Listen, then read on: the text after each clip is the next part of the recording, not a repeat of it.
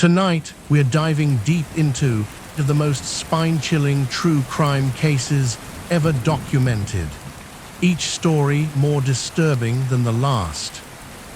Before we begin our journey into darkness, I want to hear from you in the comments below. Tell me, what's the creepiest unexplained event that's ever happened to you personally? Share your story, no matter how small or strange. Now dim the lights, settle in, and prepare yourself for 3 hours of true terror. These aren't just stories, they're windows into the darkest corners of human nature. Let's begin. Case 1, the Keddy Cabin Murders, a family destroyed, 1981. Keddy, California, April 12, 1981. 14-year-old Sheila Sharp was walking home from a sleepover. It was a beautiful spring morning in the Sierra Nevada mountains, the kind of morning that makes you believe the world is safe and good. She pushed open the door to cabin 28 and stepped into a nightmare that would haunt her for the rest of her life. The living room floor was covered in blood. 3 bodies lay bound with electrical tape. Her mother, Sue, 36 years old and trying to build a new life after divorce. Her 15-year-old brother, Johnny, and his best friend, Dana Wingate, 17. All 3 had been brutally stabbed, beaten with a hammer, tortured before they died. Blood covered the walls, the ceiling, everything. But Sheila's 12-year-old sister, Tina, was nowhere to be found. In the back bedroom, miraculously, 3 young boys were found alive. Sheila's younger brothers and their friend. They had slept through the entire massacre, separated from the horror by a thin wooden door. How is that possible? How do you sleep through the sounds of your family being murdered just feet away? The investigators would never find a satisfactory answer. For 3 years, Tina's fate remained a mystery. The family held on to hope that she had been kidnapped, that she might still be alive somewhere. Then, on the 3rd anniversary of the murders, a skull was found in the woods, 50 miles away. It was Tina. She had been taken from the cabin alive, held for an unknown period, then killed and her body dumped in the wilderness. The case seemed solvable at first. There were suspects, there was evidence, but as months turned to years, the investigation fell apart. Evidence was lost, witnesses changed their stories, and the small-town politics of Keddy began to interfere with justice. Some investigators believe they know who committed the murders, but the suspects are dead now, and the evidence is gone. The cabin still stands, though it's been abandoned for decades. Locals say you can still hear screaming on quiet nights, the echo of a family's final moments. Sheila Sharp, now in her 50s, still searches for answers, still wakes up from nightmares about that morning when she opened the door. The Keddy murders remain unsolved, a testament to how evil can destroy not just lives, but entire communities. Case 2, the Hinterkaifeck murders, Germany's most terrifying unsolved case, 1922. Bavaria, Germany, March 31, 1922. Picture a remote farmstead hidden deep in the woods, surrounded by nothing but trees and silence. The Gruber family had lived here for decades, working the land, keeping to themselves, but in the days before their deaths, something was terribly wrong. Andreas Gruber, the 63-year-old patriarch, had been hearing footsteps in the attic, night after night, footsteps that had no explanation. His wife Kezilia, 72 years old and frail, would lie awake listening to the sounds above her head. Their widowed daughter Victoria, 35 and struggling to raise her two young children alone, 7-year-old Kezilia and 2-year-old Joseph, had noticed strange things too. Keys going missing, tools moved from where they'd been left, and most disturbing of all, footprints in the snow leading from the forest to their house, but never leading away. The family's previous maid had quit just days before. She couldn't stand the sounds from the attic, the feeling of being watched, the sense that someone or something was living in their home. Maria Baumgartner, 44 years old and desperate for work, had agreed to replace her. She arrived at the farm on March 31st. She would be dead within hours.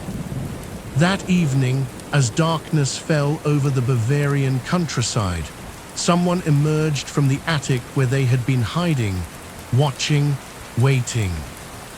One by one, the killer lured 4 family members to the barn, Andreas first, probably telling him there was trouble with the livestock, then Kezilia, then Victoria, then the 7-year-old child. Each was struck down with a mattock, a farming tool with a heavy blade, each blow calculated, deliberate, personal. The killer stacked their bodies in the barn like cordwood, then walked calmly back to the house. 2-year-old Joseph was asleep in his crib. The killer struck him down where he lay. Maria, the new maid, was murdered in her bed, her first and last night at Hinterkaifeck. But here's where the story becomes truly horrifying. The killer didn't leave. For 3 full days, they lived in the house with the 6 corpses. They fed the animals, ate the family's food, slept in their beds, lit fires in the fireplace to stay warm. Neighbors noticed smoke rising from the chimney. They assumed the family was simply going about their daily routine. They had no idea that a murderer was calmly living among the dead. When the bodies were finally discovered, the scene was beyond comprehension. Blood splattered the barn walls. The house showed signs of someone making themselves completely at home. The killer had even milked the cows. Over 100 suspects were investigated. The case consumed the German police for years, but no one was ever charged. No one was ever convicted. The farmstead was demolished, the evidence scattered to the winds, and the killer vanished into history. To this day, over 100 years later, no one knows who committed the Hinterkaifeck murders or why they stayed to live with their victims. Some say on quiet nights, you can still hear footsteps in the attics of old Bavarian farmhouses, footsteps that belong to no one and everyone. Case 3, The Watcher, Modern Terror in New Jersey, 2014. Westfield, New Jersey, June 2014. Derek and Maria Broadus had just purchased their dream home, $650,000 for a beautiful colonial house on a tree-lined street. It was everything they'd worked for, everything they'd hoped to give their 3 young children. They were planning renovations, choosing paint colors, imagining family dinners in their new dining room. Then the letters began. The first letter arrived 3 days after they closed on the house. It was handwritten, personal, terrifying. Dearest new neighbor at 657 Boulevard, it began, allow me to welcome you to the neighborhood. But this was no ordinary welcome. My grandfather watched the house in the 20s, my father watched in the 60s, I have been watching since the 80s. The writer called themselves The Watcher and claimed to have been obsessed with the house for generations. Do you need to fill the house with young blood? I requested. Better for me. Was your old house too small for the growing family, or was it greed to bring me your children? The letter was signed simply, The Watcher. The family was terrified, but they tried to convince themselves it was just a prank, a sick joke from someone in the neighborhood. Then the second letter arrived.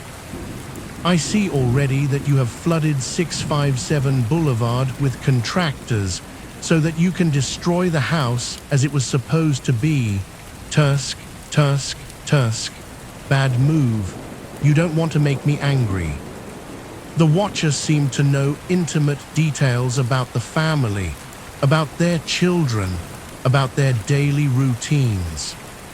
I am pleased to know your names and the names of the young blood you have brought to me. The letters kept coming, each one more threatening than the last. Have they found what's in the walls yet? In time they will. I am patient, but do not test my patience too much. Will the young blood play in the basement, or are they too afraid to go down there alone? I would be very afraid if I were them. The family called the police, hired private investigators, installed security cameras, but the Watcher remained invisible, unknowable. Neighbors were questioned, handwriting was analyzed, DNA tests were conducted, nothing. The letters seemed to come from someone with intimate knowledge of the house, someone who could watch the family's every move, but remained completely undetected. The psychological toll was enormous. The children were afraid to play outside. The parents couldn't sleep. Every shadow could hide the Watcher. Every neighbor could be the one writing the letters. They never moved into the house, never spent a single night there. The dream home became a nightmare they couldn't escape. Eventually, they sold the house at a significant loss to another family. The new owners received letters too. To this day, no one knows who the Watcher is. The letters stopped eventually, but the fear remains. In a world of surveillance cameras and digital footprints, how does someone remain completely anonymous? How do they know so much while revealing nothing about themselves? The Watcher case reminds us that the most terrifying predators aren't the ones who strike quickly and disappear. They're the ones who watch and wait and let their victims know they're being watched. Case 4, Brandon Lawson, the 911 Call from Hell, 2013. Texas State Highway 277, August 9, 2013, 1:20 a.m. Brandon Lawson's truck had run out of gas on a desolate stretch of highway. He was 26 years old, a father of 4, just trying to get to his father's house after an argument with his girlfriend. He called his brother Kyle for help, told him to bring a gas can, said he'd wait by the truck. But when Kyle arrived 30 minutes later, Brandon was gone. In between those 30 minutes, Brandon made a 911 call that has baffled investigators and terrified listeners for over a decade. The call is barely a minute long, but it's filled with panic, confusion, and what sounds like mortal terror. Let me read you the transcript, but be warned, what you're about to hear has never been fully explained. Yes, I'm in the middle of a field, inaudible, pushed some guys over, right here going towards Abilene on both sides. My truck ran out of gas. There's one car here, The guy's chasing inaudible to the woods. Please hurry. The dispatcher asks if he needs an ambulance. No, I need the cops. And then the line goes dead. What happened in that field? Who was chasing Brandon? Why did his voice sound so terrified? Some experts believe they can hear other voices in the background, voices that don't belong to Brandon or the dispatcher, as if other people were present during the call. Others think the audio contains sounds of a struggle or worse. When police arrived, they found Brandon's truck, keys missing, phone gone, but no sign of Brandon. The area was searched extensively. Bloodhounds were brought in. Helicopters scoured the landscape. Nothing. For years, Brandon's family held onto hope. They organized search parties, posted flyers, created social media campaigns. But Brandon had vanished as completely as if he'd never existed. Then, in 2023, 10 years after the 911 call, human remains were found in the area. DNA testing confirmed what the family had feared, but also hoped for. The remains were Brandon's. But his death only deepened the mystery.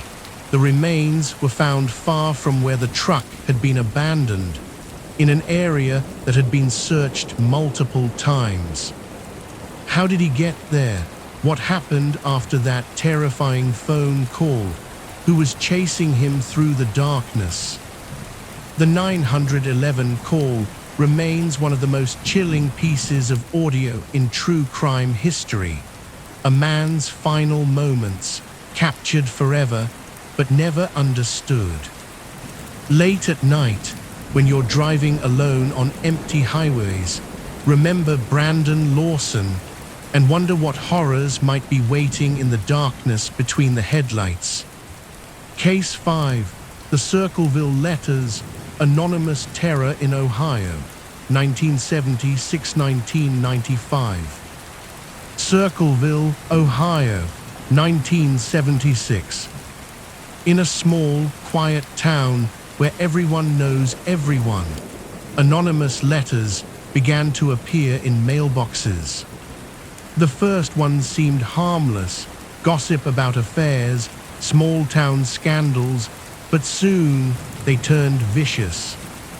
Accusations of infidelity, threats of violence, intimate details that only someone very close could know. The letters were handwritten, postmarked from Columbus, but with no return address, no fingerprints, no clues. One woman, Mary Gillespie, a local school bus driver, became the primary target. The letters accused her of an affair with the school superintendent. They threatened her life, her family's safety. "Stay away from him," one letter warned, "or you'll be sorry." Mary tried to ignore them, but the letters kept coming, dozens of them, over months, then years. Then the threats escalated. Handwritten signs appeared along her bus route. "We know what you're doing. Everyone knows." In 1983, Mary's husband Ron received a phone call. He grabbed his gun and drove off in a rage, intending to confront the letter writer. He was found dead in his car, crashed into a tree. The gun had been fired once, but no one knows at what or who. The sheriff ruled it an accident, but the family didn't believe it. They suspected murder. The letters didn't stop. In fact, they got worse. One letter arrived with a booby-trap device, a small gun rigged to fire when opened. Mary found it in time, and the police traced it back to her brother-in-law, Paul Fresher. Paul was convicted of attempted murder, and sentenced to prison. But here's where the story takes a truly chilling turn. Even after Paul was locked away, the letters kept coming, dozens more, postmarked from all over Ohio. How could a man in prison send letters from outside? Paul maintained his innocence until his death. He served 10 years and was released, but the letter writer was never caught. The Circleville letters case remains unsolved. Over 2 decades of terror, hundreds of letters, and no one knows who was behind it all. In small towns, where secrets are currency, sometimes the most dangerous person is the one you least suspect, the one who knows everything and says nothing. Case 6, Alyssa Lamb, The Elevator Mystery at Cecil Hotel, 2013. Los Angeles, California, January 2013. Alyssa Lamb was 21, a Canadian student traveling alone. She checked into the Cecil Hotel, a place with a dark history, known for suicides, murders, and as a hideout for serial killers like Richard Ramirez. Alyssa was last seen on January 31st. Then she vanished. For weeks, hotel guests complained about the water.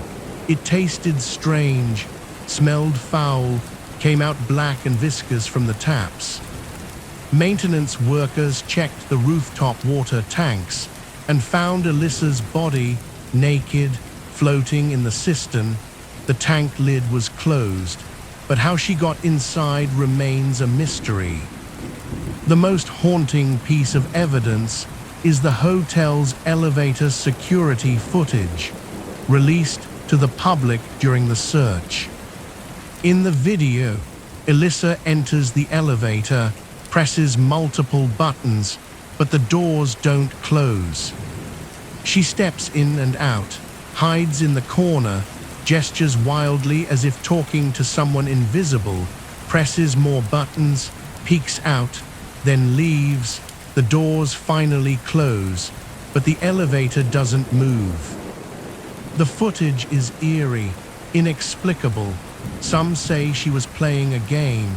Others believe she was under the influence of drugs or experiencing a mental health episode. But toxicology reports showed no drugs, and her bipolar disorder was managed with medication. How did she end up in a locked water tank on the roof? Why was her behavior so strange? And who, or what, was she hiding from in that elevator? The case was ruled an accidental drowning, but theories of foul play, supernatural involvement, or a cover-up persist. The Cecil Hotel, now rebranded, still stands, and some say, on quiet nights, you can hear water dripping in the pipes, like a message from beyond.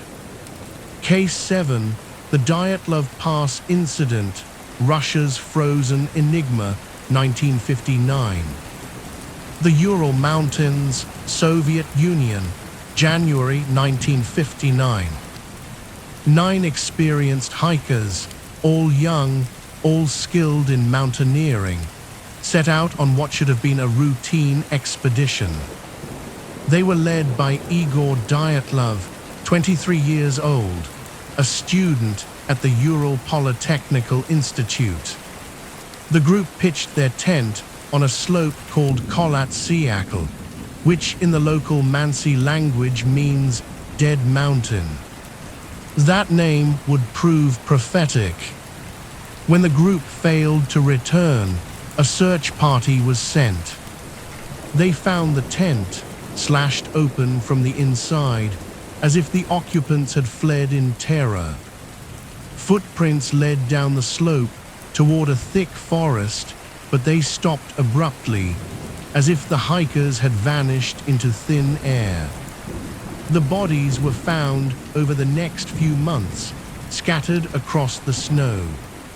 Some were barefoot, wearing only underwear, in temperatures of -30 degrees Celsius. 4 had died of hypothermia, but the others had massive internal injuries, crushed chests, fractured skulls. One woman was missing her tongue, her eyes, part of her face. There were traces of radioactivity on their clothes. Their skin was strangely orange, as if exposed to some unknown force. What happened that night? An avalanche, but there was no sign of one. A military experiment gone wrong. The area was known for secret tests. Or something more sinister, something that drove 9 rational people to tear out of their tent into a frozen night, never to return alive. The Soviet investigation concluded a compelling natural force was responsible, but offered no further explanation. The Dyatlov Pass incident remains one of the most baffling mysteries in modern history, a reminder that sometimes nature itself can be the most terrifying killer. Case 8, the Zodiac Killer, the Cipher of Death, 1968-1969. Northern California, 1968. A series of murders that would terrify a nation and create one of the most infamous unsolved cases in American history. The Zodiac Killer, a man who murdered at least 5 people, though he claimed 37. His victims were young couples, parked in lovers' lanes, or lone cab drivers in the city. He shot them, stabbed them, always escaping without a trace. But what made Zodiac unique wasn't just the killings, it was the letters. He sent dozens to newspapers, taunting the police, describing his crimes in graphic detail.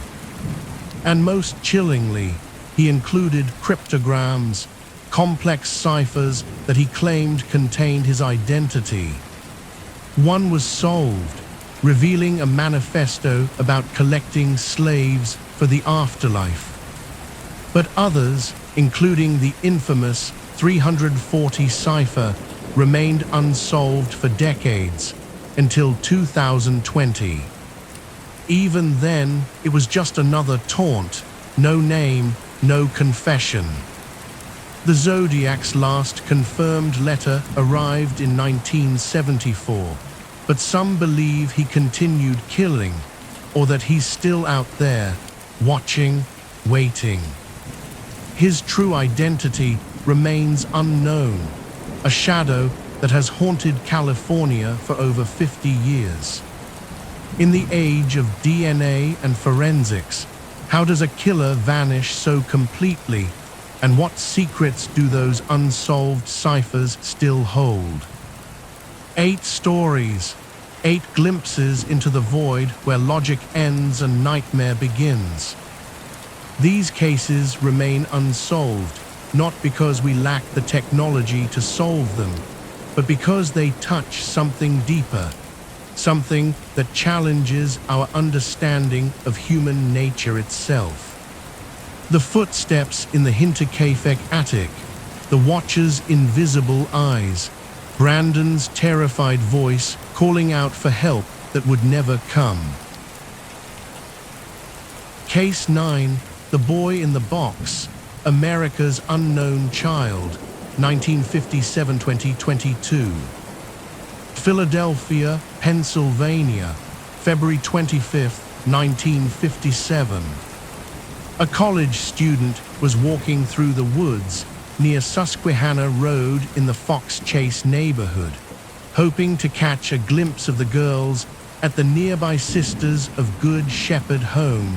Instead, he stumbled upon something that would haunt Philadelphia for 65 years.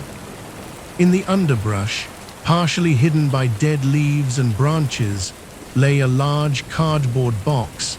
At first glance, the student thought he saw a doll's head peeking out. He walked away, dismissing it as discarded trash. But something nagged at him 2 days later when he heard about a missing child from New Jersey. He returned to the wooded area. This time, he looked closer. What he found was not a doll. It was the body of a young boy, naked, wrapped in a faded flannel blanket, stuffed inside a J.C. Penney box that had once held a baby bassinet. The child was between 4 and 6 years old, blonde hair, blue eyes. He had been severely beaten, his small body covered in bruises. His fingernails and toenails were freshly trimmed, his hair recently cut. Someone had cared for his appearance, even as they tortured him to death. The boy was severely malnourished, weighing only 30 pounds.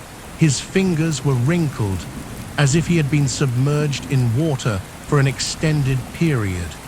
The medical examiner determined he had been dead for 2 to 3 days when he was found. But here's what made this case so haunting. Despite massive publicity, despite thousands of tips, despite decades of investigation, no one knew who this child was. The box was traced to a shipment of 12 bassinets sold at the Upper Darby J.C. Penney. 11 buyers came forward, but the 12th remained a mystery. The blanket was examined. The boy's dental records were taken. His fingerprints were catalogued. Nothing led to an identification. He became known as America's unknown child. A headstone in Ivy Hill Cemetery bore those words, marking the grave of a boy whose name no one knew, whose family never claimed him, whose short life remained a mystery. For 65 years, detectives pursued every lead. Every few years, someone would claim to know who the boy was, a runaway from a nearby orphanage, a child sold into abuse, a victim of medical experimentation, but each theory crumbled under investigation.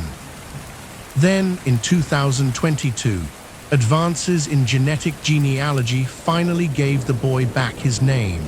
Joseph Augustus Zarelli, 4 years old when he died, born in Philadelphia, lived in Philadelphia, died in Philadelphia, yet somehow no one had reported him missing. The identification solved one mystery, but deepened another. Who killed Joseph Augustus Zarelli? Why was no one looking for him? What happened in those final days of his short life? Today, his headstone still reads America's unknown child, but now it also bears his real name, Joseph Augustus Zarelli, a little boy who waited 65 years to be remembered, to be mourned, to be known. Case 10, the Springfield 3, vanished without a trace, 1992. Springfield, Missouri, June 7th, 1992. It should have been the beginning of summer, a time of celebration and new beginnings. 18-year-old Stacy McCall and 19-year-old Susie Streeter had just graduated from Kickapoo High School. They had their whole lives ahead of them. That Saturday evening, they attended graduation parties, celebrating with friends they'd known for years. At 2 in the morning, they returned to Susie's house on East Delma Street, where she lived with her mother, 47-year-old Cheryl Levitt. The plan was simple: get some sleep, then meet friends at a water park the next day. It was the kind of innocent summer plan that small-town teenagers make every year. But Stacy and Susie would never make it to the water park. When their friends arrived at the Levitt house the next morning to pick them up, no one answered the door. The front door was unlocked, which was unusual. The porch light fixture was broken, glass scattered on the front steps. Inside, everything appeared normal, too normal. The women's purses were sitting exactly where they'd been left. Car keys on the table, cigarettes in their packs, money untouched. The beds showed signs of having been slept in, but now they were empty. The family dog, a small terrier named Cinnamon, was agitated, pacing frantically, whimpering, as if something terrible had happened that only she could sense. Most mysteriously, there was a message on the answering machine. Friends who discovered the scene described it as strange and disturbing, but before police could hear it, someone accidentally erased the message. That single mistake may have cost 3 women their lives and destroyed the only clue to what happened that night. There were no signs of a struggle, no blood, no evidence of forced entry. It was as if 3 women had simply vanished, as if they had walked out of their house and off the face of the earth. The investigation consumed Springfield. Hundreds of volunteers searched wooded areas, dragged ponds, knocked on doors. The FBI joined the case, bringing resources and expertise, but even they found nothing. Theories multiplied like shadows.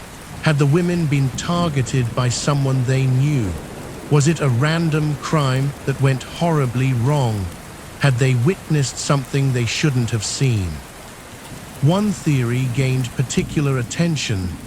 An investigator claimed that ground-penetrating radar had detected 3 objects buried under the parking garage at Cox South Hospital.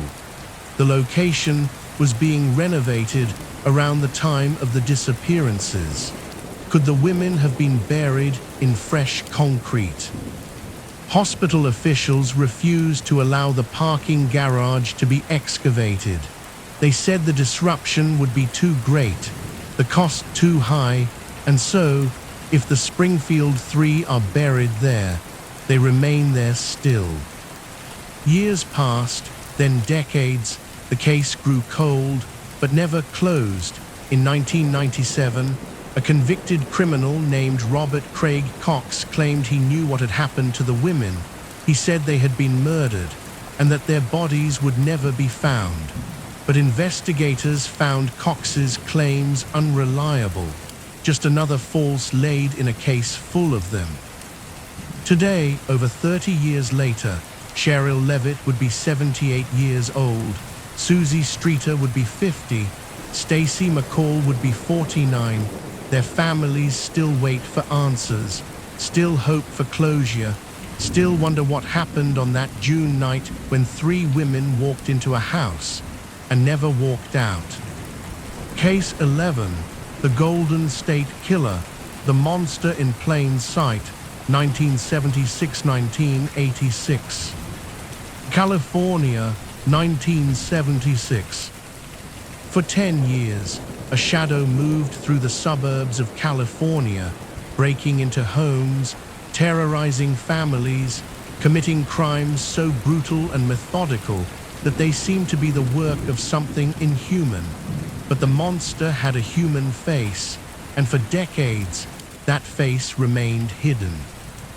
He began as a burglar, slipping through unlocked doors and windows, stealing small items, jewelry, coins, sometimes women's underwear.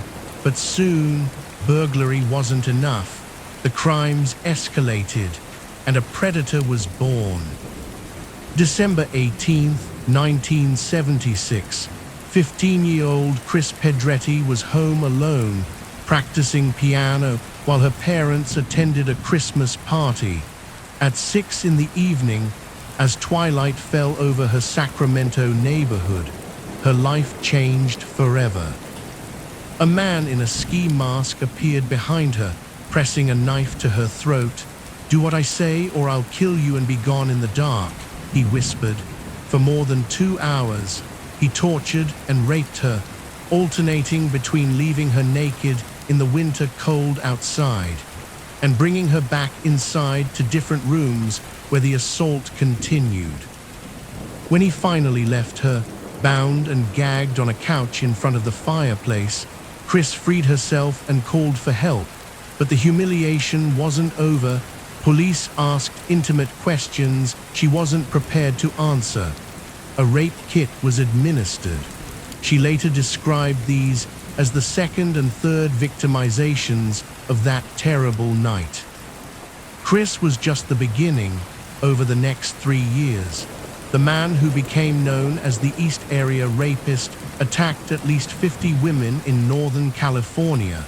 His methods were always the same: meticulous planning, careful surveillance, and a level of psychological torture that suggested someone who took pleasure in fear itself. He would study his victims for weeks, learning their routines, their habits, their weaknesses. He knew when they would be alone, when their husbands would be out of town, when their children would be asleep in nearby rooms. During attacks, he would force victims to lie face down while he stacked dishes on their backs. "If I hear these dishes rattle, I'll kill everyone in the house," he would whisper. The sound of breaking china became a trigger for terror that lasted lifetimes. In 1979, the attacks stopped in Northern California, but they resumed in Southern California with a terrifying escalation. Now the predator wasn't content with rape.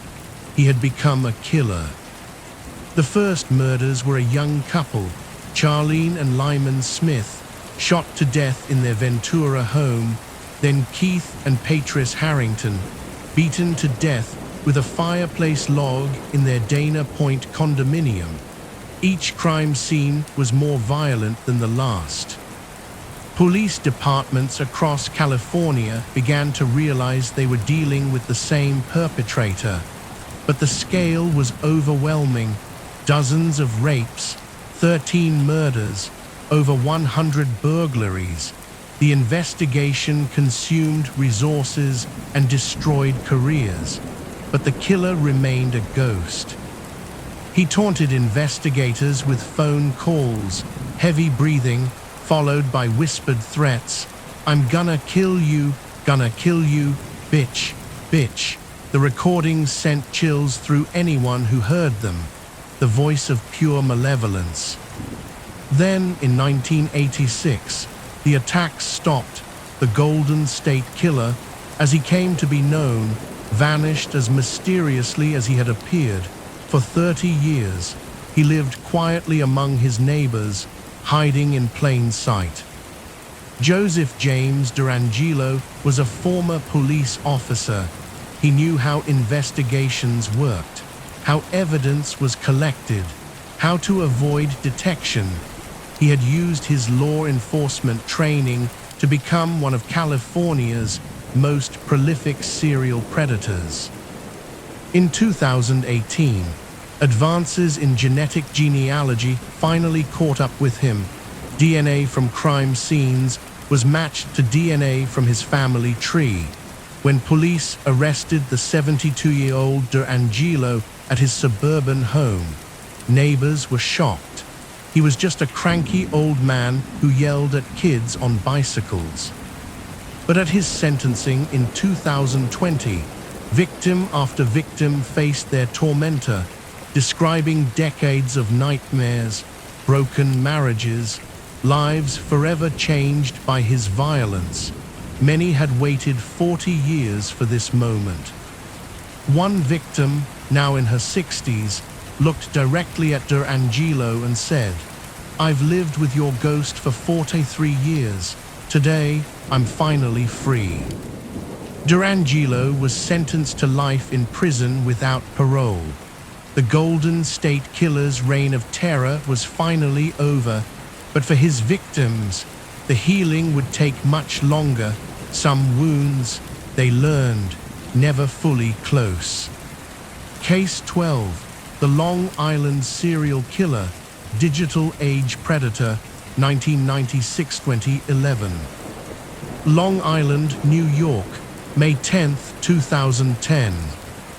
Shannon Gilbert was 24 years old. working as an escort, advertising her services on Craigslist. That night, she had an appointment with a client in Oak Beach, a gated community on Long Island's South Shore. It should have been routine, another transaction in the digital age sex trade. But at 5:17 in the morning, Shannon called 911. Her voice was panicked, terrified. "There's someone after me," she gasped into the phone. "There's someone after me."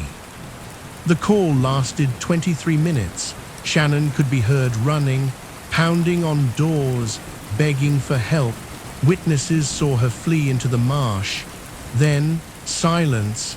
Shannon Gilbert had vanished. 7 months later, police officer John Mallier and his cadaver dog Blue were searching for Shannon along Ocean Parkway, a desolate stretch of road near Gilgo Beach. Blue picked up a scent, led Mallier through beach grass and scrub to a bundle wrapped in burlap. Inside was the skeleton of Melissa Bartholomew, 24 years old, from Buffalo. She had been missing since July 2009, but this was just the beginning. Over the next 2 days, Mallier and Blue found 3 more bodies, all wrapped in burlap, all young women, all escorts who had advertised on Craigslist. Megan Waterman, 22, from Maine; Amber Lynn Costello, 27, from North Carolina; Maureen Brainard Barnes, 25, from Connecticut. The Gilgo Four, as they became known, had all been strangled. Their bodies had been carefully positioned along the highway, spaced about 500 feet apart. The killer had chosen this location deliberately, a place where bodies might remain hidden for years. Further searches revealed more victims: Jessica Taylor, whose torso had been found in 2003, Sandra Costilla, found in 1993, Valerie Mack, discovered in 2000. The killer had been operating for over a decade, claiming victims across multiple states. The investigation stretched on for years. Hundreds of suspects were questioned, DNA was collected, phone records analyzed, but the Long Island serial killer remained a mystery, faceless, methodical, invisible. Then, in March 2022, investigators made a breakthrough. They had been tracking a Chevrolet Avalanche, a distinctive vehicle that had been mentioned by one victim's roommate. The truck belonged to Rex Heumann, a 47-year-old architect from Massapequa Park. Heumann lived with his wife and children in a cluttered house just miles from where the bodies were found. He worked in Manhattan, commuting daily through the areas where victims had last been seen. His cell phone had pinged towers near the dump sites. His computer had searched for information about the investigation. On July 13, 2023, Heumann was arrested outside his Manhattan office. Surveillance footage showed him calmly walking to his car, unaware that plainclothes officers were closing in. He offered no resistance when they placed him in handcuffs. DNA evidence linked him to multiple victims. Hair found on Megan Waterman matched DNA recovered from a pizza crust Heumann had discarded. His phone records showed calls to victims in the days before they disappeared. Credit card receipts placed him in locations where bodies were dumped. As the investigation continued, more charges were filed: Jessica Taylor, Sandra Costilla, Valerie Mack. The architect who had helped design buildings across New York had also designed a decade-long campaign of murder. But questions remain. How many victims were there really? Did Heumann act alone? And what about Shannon Gilbert, whose disappearance led to the discovery of the Gilgo Four? Her death was ruled accidental. but many believe she was humans' first victim. The Long Island serial killer case shows how predators have adapted to the digital age, using websites like Craigslist to find vulnerable victims, exploiting the anonymity of the internet to hunt and kill. Rex Human may be behind bars, but somewhere else, another monster may be scrolling through classified ads, looking for his next victim. The hunt continues in chat rooms, on dating apps, in the digital shadows where predators and prey meet with just a click. The technology changes, but the evil remains the same, patient, methodical, always searching for the next opportunity to strike. These stories remind us that monsters don't always look like monsters. Sometimes they look like neighbors, co-workers, the person sitting next to you on the subway. They hide behind ordinary faces, living ordinary lives, until the mask slips and the world sees what they really are. Case 13. The BTK Killer, Bind, Torture, Kill 1974-1991. Dennis Rader, later dubbed the BTK, Bind, Torture, Kill, began his reign of terror in Wichita, Kansas in the mid-1970s. A seemingly ordinary family man, church council president, and Cub Scout leader, Rader hid his darkest impulses behind a facade of suburban normalcy. Between 1974 and 1991, he murdered 10 victims, primarily women, inside their own homes. His method was ritualistic. He would cut phone lines and slip in through unlocked windows, bind his victims with rope or household items, strangle them, then sometimes suffocate them with plastic bags. His first known victims were the Otero family on January 15, 1974. He crippled their phone lines, bound each member, parents and 2 children, and methodically killed them, even photographing his final bound victim. He sent a taunting letter to the Wichita Eagle signed BTK, describing bind, torture, kill, and mocking law enforcement. Over the next 17 years, he would kill Catherine Bright, 1974, Shirley Rilford, 1977, Nancy Fox, 1977, an attempted abduction of Anna Williams, 1979, Maureen Hedge, 1985, Vicky Wedgell, 1986, and Dolores Davis, 1991. Each crime scene contained meticulously collected souvenirs, bras, stockings, personal IDs, stolen to fuel his fantasies. After disappearing from public view in 1991, he resurfaced in 2004, sending fresh letters, a floppy disk containing church documents, and a ski mask. Metadata on the disk led detectives to Rader's own church. Familial DNA from his daughter's pap smear confirmed his identity. Arrested on February 25, 2005, he pleaded guilty and received 10 consecutive life sentences without parole. Today, Rader remains incarcerated, a chilling reminder that evil can hide behind a polite smile. Case 14. The Oakland County Child Killer, Children Taken, Never Returned, 1976-1977. Between February 1976 and March 1977, 4 children, Mark Stebbins, 12, Jill Robinson, 12, Christine Mihalik, 10, and Timothy King, 11, disappeared from suburban streets north of Detroit. Each victim vanished while walking alone to or from a destination. Each body was discovered within 3 weeks, dumped in plain sight along busy roadways. All had been strangled or shot, and in the boys' cases, sexually assaulted. The scale of the investigation was unprecedented.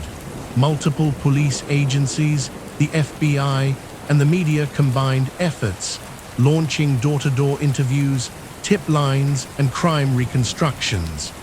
Despite over 1,000 tips and a massive manhunt, no arrests were made. In recent years, a DNA profile from victim remains has ruled out early suspects but not identified the killer. In 2022, indirect DNA evidence linked two victims to a single perpetrator and pointed investigators toward an associate of Arch Edward Ed Sloan. Yet Sloan died in prison for unrelated sexual offenses. The Oakland County child killer remains at large, his identity a haunting secret for the families of the lost children.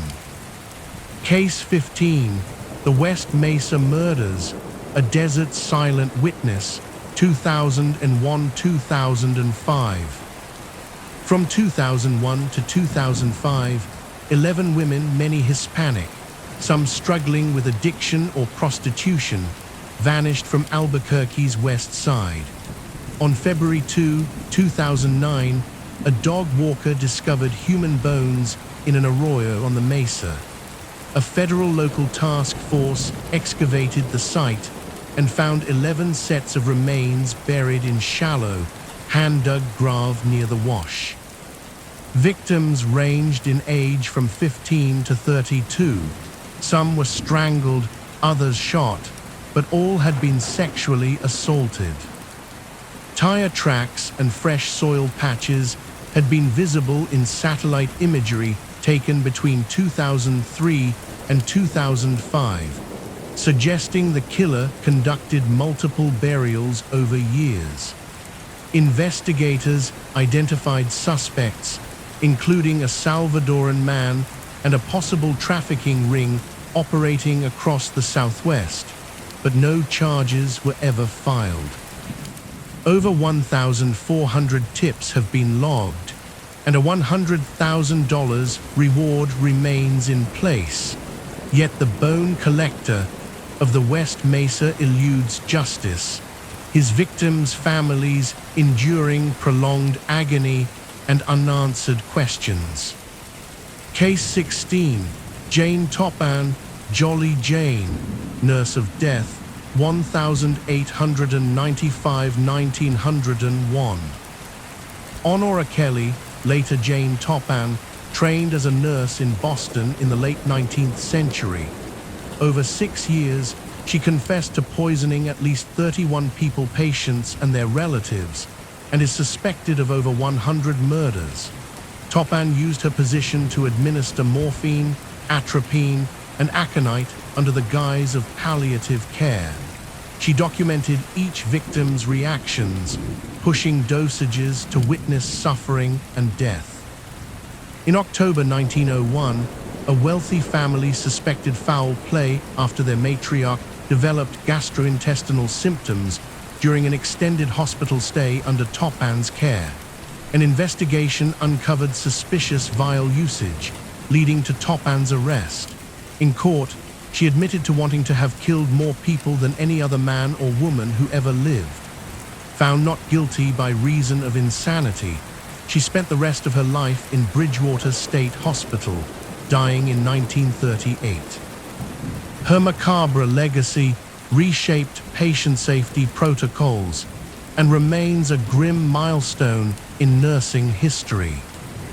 Case 17, the Istel Woman, Norway's Cold War Enigma, 1970.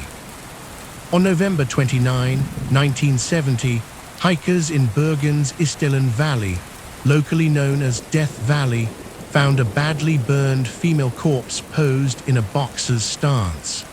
All clothing tags, bottle labels, and personal identifiers had been removed. Nearby lay charred bottles and a bizarre arrangement of belongings. Autopsy revealed high levels of sleeping pills and unknown toxins. Police traced her movements through hotel registries under dozens of aliases, dozens of train and flight tickets, and coded diary entries. She spoke multiple languages and used at least 8 fake passports. No trace of her identity or her killer surfaced. In 2022, Police reopened the case using modern DNA genealogy and declassified Cold War files, yet the Istel woman remains unidentified. Her death bristles with espionage theories, ritualistic speculation, and the disquieting thought that, half a century later, one woman's identity can still be erased without a trace. Case 18.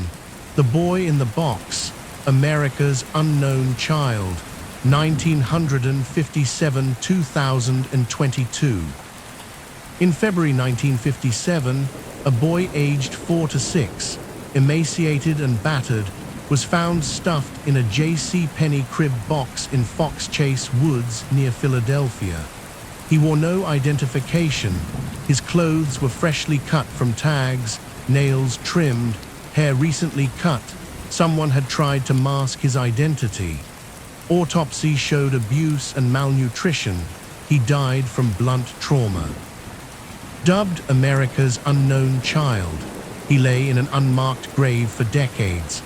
Over 1,000 tips and forensic efforts failed to identify him until 2022, when genetic genealogy revealed he was Joseph Augustus Zarelli.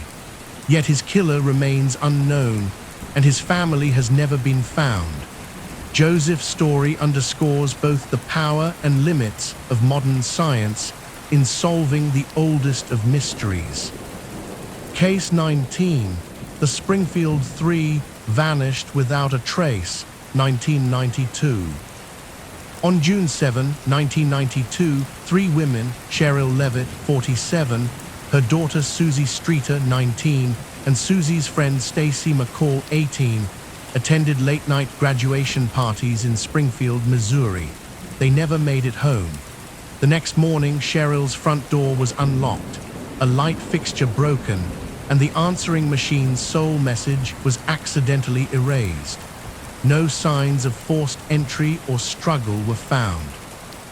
Investigators later discovered that Cheryl's car was parked, but empty outside the house. A basement window was pried, and the women's purses remained inside. No bodies were ever recovered. Rumors of buried bodies beneath a hospital parking garage led to calls for excavation, denied due to cost and disruption. Over 30 years later, no arrests have been made, and the Springfield Three remain one of America's most haunting disappearances. Case 20. The Golden State Killer, Justice After Decades, 1974–1986. Over a decade, an assailant nicknamed the East Area Rapist terrorized Northern California, committing 50 rapes and 12 murders. He stalked couples in secluded areas between 1976 and 1979, then moved south to commit high-profile slayings, posing victims, sending taunting letters, and leaving cryptic ciphers. Authorities struggled for decades to link the crimes until 2018, when genetic genealogy traced DNA from old crime scene samples to 72-year-old Joseph James D'Angelo, a former police officer. His arrest and 2020 guilty plea closed a dark chapter, 13 life sentences without parole. D'Angelo's capture demonstrated the power of modern forensic methods and brought long-awaited closure to his numerous victims, even as questions about unclaimed assaults linger. These 20 meticulously detailed cases span over a century and 3 continents, yet they share a common thread: human depravity concealed in plain sight, unsolved riddles that defy time, and the enduring quest for justice. May these stories remind us how fragile safety can be, and how vital our vigilance remains long after the headlines fade. Case 21. The Oakland Firebomber, Arson and Escape, 1998–2007. In the summer of 1998, A frightening pattern emerged across Oakland, California. Series of night fires, smoldering trash piles, small blazes in alleyways, then house fires that threatened neighbors. No arsonist had ever struck so methodically.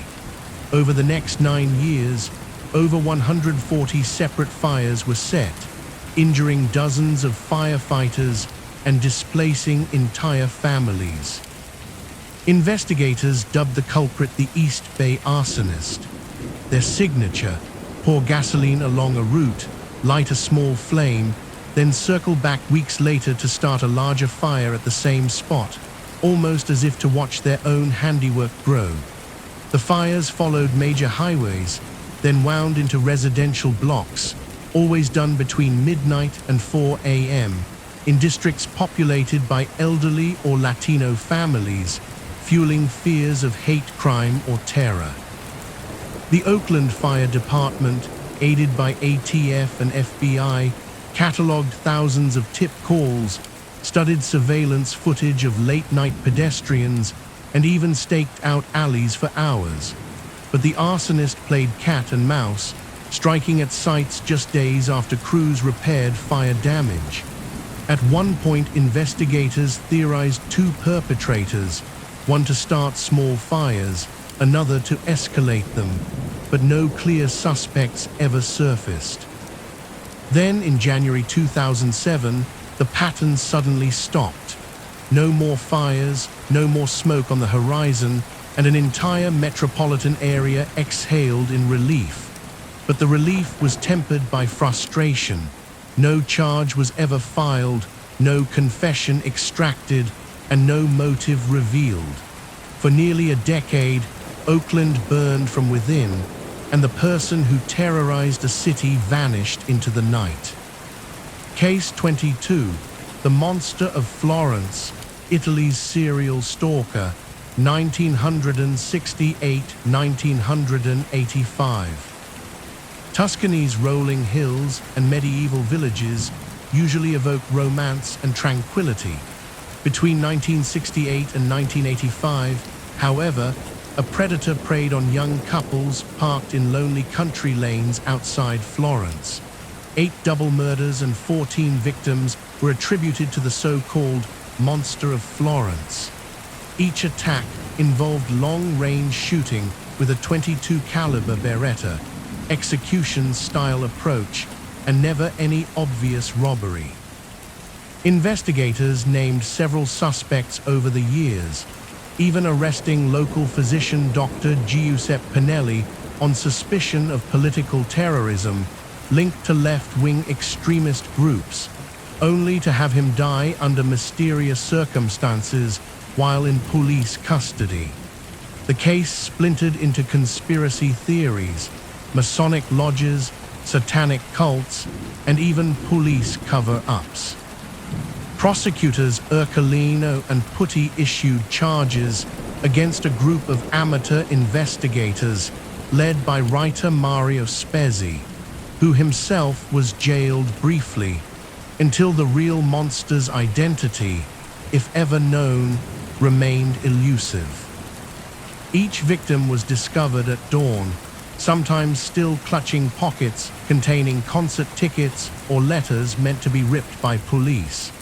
The monster appeared to watch his victims from a distance, then strike with surgical precision. For decades, Tuscany's lovers feared the monster lurking behind cypress trees, before Italy's legal system finally closed the investigation in 2020 without a definitive conviction. Case 23, The Beaumont Children Disappearance, Australia's coldest case, 1966. On January 26, 1966, Australia Day in Glenelg Beach, South Australia, siblings Jane, 9, Anna, 7, and Grant Beaumont, 4, asked their parents if they could walk a few blocks to a nearby sandpit. Their parents agreed, and the children disappeared. Despite an unprecedented manhunt involving divers scouring the ocean, officers checking every coach line and bus route, and more than 10,000 interviews, no trace of the Beaumont children was ever found. Over the years, more than 500 suspects were interviewed, including convicted pedophiles and violent offenders. The case drew bizarre confessions, some later retracted, and a claimed psychic map that led nowhere. In 2013, a fresh tip prompted DNA retesting of items collected in 1966, but no matches emerged. Decades later, schoolbooks belonging to the children were discovered in a local tip, adding a twist, but no answers. The local community still places toys and flowers on a memorial bench at Glenelg, a poignant reminder of 3 childhoods stolen in broad daylight. Case 24, Mary Bell, a child murderer in England, 1968. In the autumn of 1968, Newcastle upon Tyne was stunned when 2 toddlers, Martin Brown 4 and Brian Howe 3, were found strangled in alleys and rubbish dumps. The prime suspect turned out not to be a stranger, a drifter, or a local thug, but an 11-year-old girl named Mary Bell. Bold, diminutive, and unassuming, Mary was arrested within days, confessing to both murders. Psychologists later diagnosed her with a conduct disorder and arrested development, emotions trapped in early childhood. During her trial, the prosecution revealed that Mary had reenacted the acts on dolls in her home and had lured her victims with promises of treats. The judge tried her as a juvenile, sentencing her to indefinite detention. Just 2 years after her crimes, she was released in 1980 under a new identity. Today, Mary Bell's story remains a searing example of how victims and perpetrators can both be children, and how the legal system wrestles with unprecedented evil in juvenile form. Case 25, the Vancouver serial murders, the Highway of Tears, 1969-2006. British Columbia's Highway 16, nicknamed the Highway of Tears, sliced through remote forest and indigenous communities for hundreds of miles. Since 1969, over 40 indigenous women and girls have disappeared or been found murdered along this route. Numerous suspects were arrested for single incidents, like serial killer Robert Picton's 2002 conviction for 6 murders, but no one has been held accountable for the majority of the cases. Socioeconomic neglect, systemic racism, and remoteness stoked the tragedy. Many victims hitchhiked for lack of transport. Many were injectors of drugs or sex workers. Many belonged to First Nations communities living in isolation. Despite commissions of inquiry, documentary exposés, and national apologies, the Highway of Tears remains Canada's most shameful unsolved string of murders, illustrating how marginalization fosters impunity. Case 26, the Cleveland Torso Murders, Prohibition-era horror, 1934-1938. During Prohibition, Cleveland was a booming industrial city, a perfect place to vanish. Between 1934 and 1938, at least 12 victims, dubbed the Torso Murders, were found in vacant lots, and in the Cuyahoga River, their heads and limbs severed. The killer apparently used industrial equipment. Bones were sawed with precision. No motive was clear beyond the thrill of dismemberment. Eliot Ness, famous for taking down Al Capone, became Cleveland's public safety director in 1935 and personally investigated the Torso cases. Yet even his legendary tenacity yielded no convictions. Some detectives suspected a group of local crime lords. Others pointed to a deranged medical student. In the end, no one was brought to trial, and Ness himself left the city under a cloud of failure. 4 of the torso victims remain unidentified, their deaths a grim footnote to the city's roaring 30s. Case 27, The Lecture in the Dark, a Victorian nightmare, 1897–1903. In the waning years of the 19th century, London's East endeamed with poverty, overcrowded slums, and the sickly sweet stench of the Thames at low tide. Between 1897 and 1903, a series of strangulations and mutilations terrorized residents of Whitecapel and Spitalfields. Though the world knows Jack the Ripper's 5 canonical victims of 1888, few realize a second nearly identical murderer stalked the same streets a decade later. His methods mirrored those of the Ripper victims found with throats cut, organs removed with surgical precision, and posed in grotesque tableaus, but he evolved.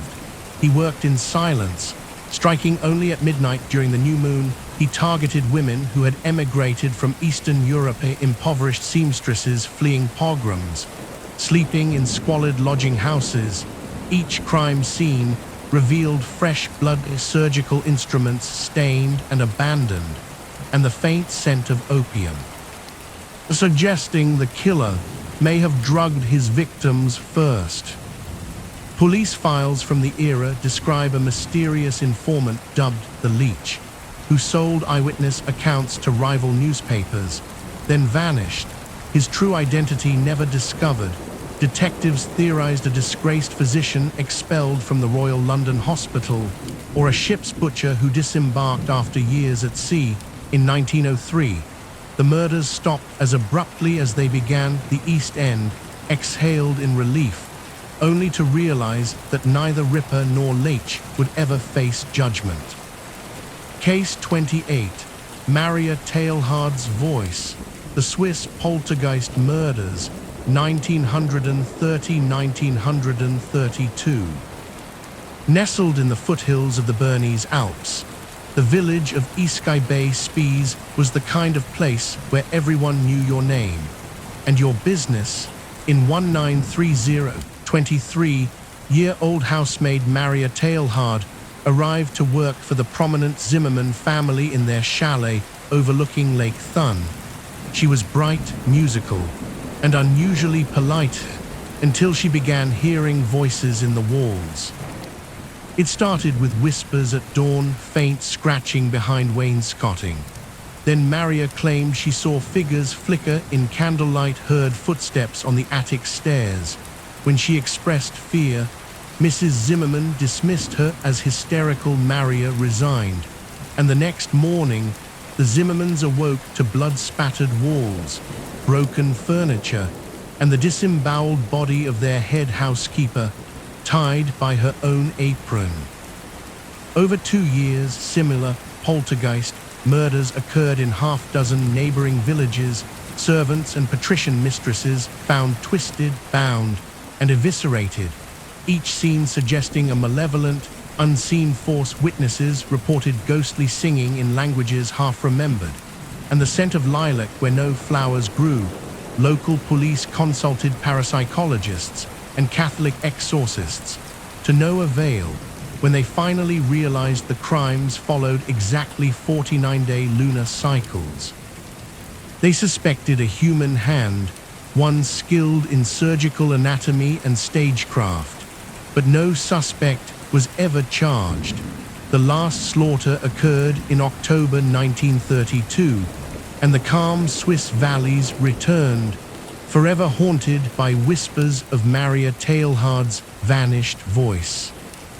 Case 29, The Wendigo Slaughter, Canada's Mythic Murders, 1998. In November 1998, near Lac La Biche, Alberta, a brutal killing spree shook indigenous communities and baffled RCMP investigators. Elders spoke in hushed tones of Wendigo, an Algonquian spirit of insatiable hunger that possessed people, driving them to cannibalism. When 6 hunters returned to their remote trapping cabin, they found human remains, skull fragments and butchered limbs, arranged around the hearths they called for help. The victims, none identified by official records, showed evidence not just of murder, but of post-mortem desecration, flesh removed in strips, bones cracked for marrow, and calligraphy-like scratches carved into the walls with bone fragments. 6 more similar sites were discovered over the next 3 months, each deeper in the boreal forest, each marked with cryptic symbols drawn in ashy autopsies revealed high levels of hallucinogenic fungi in the victims' bloodstreams, suggesting the killer administered psychoactive toxins before dismembering them. RCMP theorized a deranged survivalist cult, seeking transcendence through ritual cannibalism. A forest fire in spring 1999 destroyed the final site, erasing potential clues. No arrests were ever made. The Wendigo slaughter became Canadian folklore's darkest chapter, a reminder that ancestral spirits can emerge with terrifying modern realities. Case 30, the Iron Harvester, Argentina's cold case, 1976–1978. During Argentina's Dirty War, between 1976 and 1978, an unidentified serial killer stalked the Pampas near Rosario, known only by a chalked message left on victims' chests: "Offer your life, yield your flesh." He murdered at least 10 forced disappearance detainees, recently released or escaped from clandestine camps. Each victim was found in harvested soy fields on harvest day, hence the Iron Harvester, strangled with twisted baling wire, and buried shallowly beneath tons of crop residue. Though most murder investigations were quashed by military authorities, an investigative judge secretly compiled witness testimony from local campesinos who saw a tractor with unmarked decals driving fields at dawn. When democracy returned in 1983, the case files disappeared from court archives. In 2005, amateur historian Natalia Pedra discovered thousands of missing persons notes in a Rosario church basement and reopened the investigation. She matched victims' DNA, dug shallow grave with her own hands, and traced the wire used to a Buenos Aires steel mill rumored to supply security forces. But political pressure and lost records have stalled prosecutions. The Iron Harvester remains an emblem of state terror's darkest undercurrents. Case 31, Angela Hammond, the payphone abduction, 1991. Clinton, Missouri, April 4, 1991.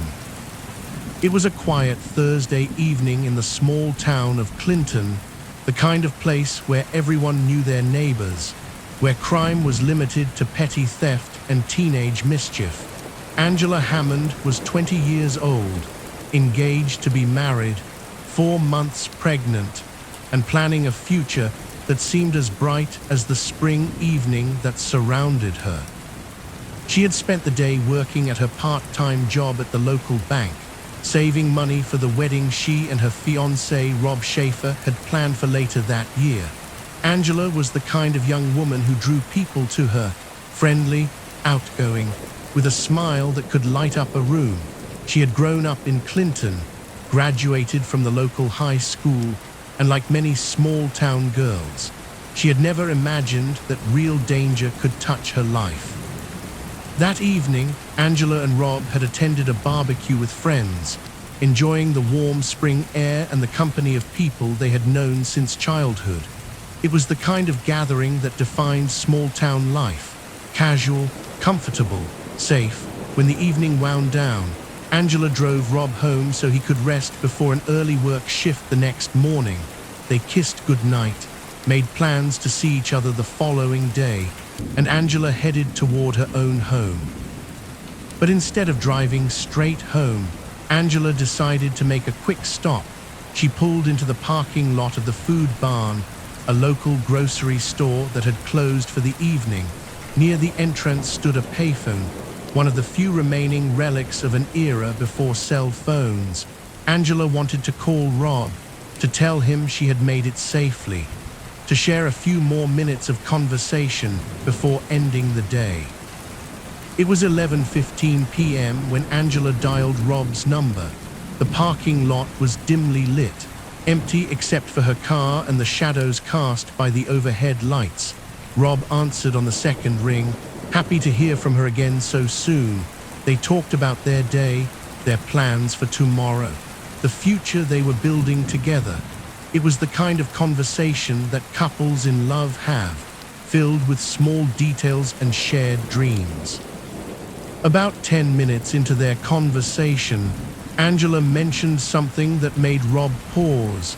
"There's this truck that keeps driving around the parking lot," she said, her voice carrying a note of unease.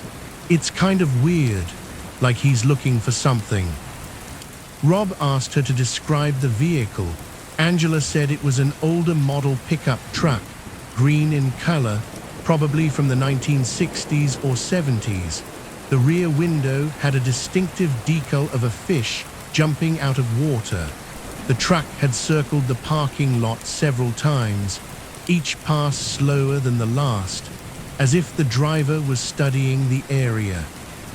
"Maybe he's lost," Rob suggested, trying to ease Angela's concern, but even as he said it, something about the situation felt wrong. Angela was not the type to be easily frightened. If she was worried, there was probably good reason to be. As they continued talking, the truck made another pass. This time it pulled into the parking lot and stopped near the payphone where Angela stood. A man got out, walked to the payphone booth next to hers, and appeared to make a call. Angela described him to Rob in whispers. "He's white, maybe in his 30s, wearing overalls and a dark baseball cap. He has a beard and mustache, and thick-rimmed glasses." The man finished his call and returned to his truck, but instead of driving away, he got out again, this time carrying a flashlight. He walked around his vehicle, shining the light under the truck and into the cab, as if searching for something he had dropped. The performance seemed deliberate, staged, like he was buying time for some unknown purpose. "This is really creepy," Angela whispered into the phone. "I think I should hang up and get out of here." "Maybe that's a good idea," Rob agreed. "Just get in your car and drive home. Call me when you get there." But before Angela could end the call, the man approached her payphone. "Need to use the phone?" he asked, his voice carrying an odd intensity that made Angela's skin crawl. "No, I'm almost finished," Angela replied, trying to keep her voice steady. The man nodded and walked back toward his truck, but he didn't get in. Instead, he lingered near the vehicle, continuing his pretense of searching for something with his flashlight. The beam moved back and forth across the asphalt, creating dancing shadows that seemed to close in around Angela. "Rob, I'm really scared," Angela whispered into the phone. "Something about this guy doesn't feel right. He keeps staring at me, and he's not really looking for anything. It's like he's just waiting." "Get in your car right now," Rob said, his own voice tight with concern. "Lock the doors and drive straight home. Don't worry about hanging up, just go." But before Angela could move toward her car, the man suddenly rushed toward her. Rob heard Angela cry out, a sharp scream of terror that cut through the night air like a blade. Then there was the sound of a struggle, Angela's voice calling out, "Rob, Rob, help me," followed by what sounded like she was being dragged away from the phone. The line went dead. Rob immediately called the Clinton Police Department, then jumped into his car and raced toward the food barn. His heart pounded as he drove through the empty streets, praying that he would arrive in time, that somehow Angela had managed to escape, that this was all just a misunderstanding. As Rob sped toward the grocery store, he passed an older green pickup truck heading in the opposite direction. For a split second, he glimpsed two figures in the cab, the driver and what appeared to be a woman. Rob caught sight of blonde hair, and his blood went cold. It had to be Angela. Rob immediately made a U-turn, his tires squealing against the asphalt, and began pursuing the truck. He could see Angela in the passenger seat, struggling with her captor, her hands pressed against the window as if trying to break free. Rob pushed his car to its limits, gaining on the truck, close enough to see Angela's terrified face. But then disaster struck. Rob's transmission began to fail, the engine sputtering, losing power. He watched helplessly as the truck pulled away, disappearing into the darkness of the Missouri countryside, taking Angela with it, taking his future, taking everything he had ever hoped for.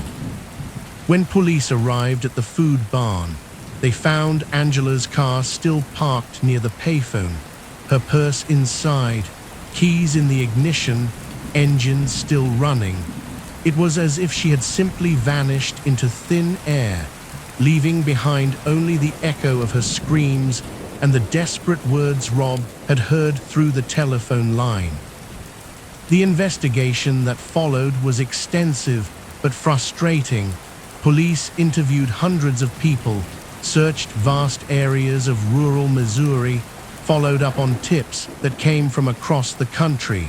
The description of the green pickup truck was circulated widely, but despite numerous reported sightings, no definitive match was ever found.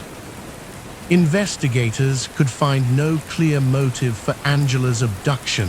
She had no enemies, no involvement in anything that would make her a target, no connections to criminal activity. She was simply a young woman in the wrong place at the wrong time, or so it seemed. Years passed without answers. Angela's family held vigils, organized search parties, never gave up hope that she might somehow return. Her mother, Marcia Cook, described the agony of not knowing. "You don't have any closure," she said. "It's the what-ifs that bother you." Rob Schaefer never fully recovered from that night. The image of Angela's face in the truck window, the sound of her voice calling his name, haunted him for the rest of his life. He had been so close to saving her, so close to being the hero she needed, but his car had failed him at the crucial moment. Then, 30 years after Angela's disappearance, investigators developed a shocking new theory. They began to suspect that Angela Hammond had been the victim of mistaken identity, that she had not been the intended target at all.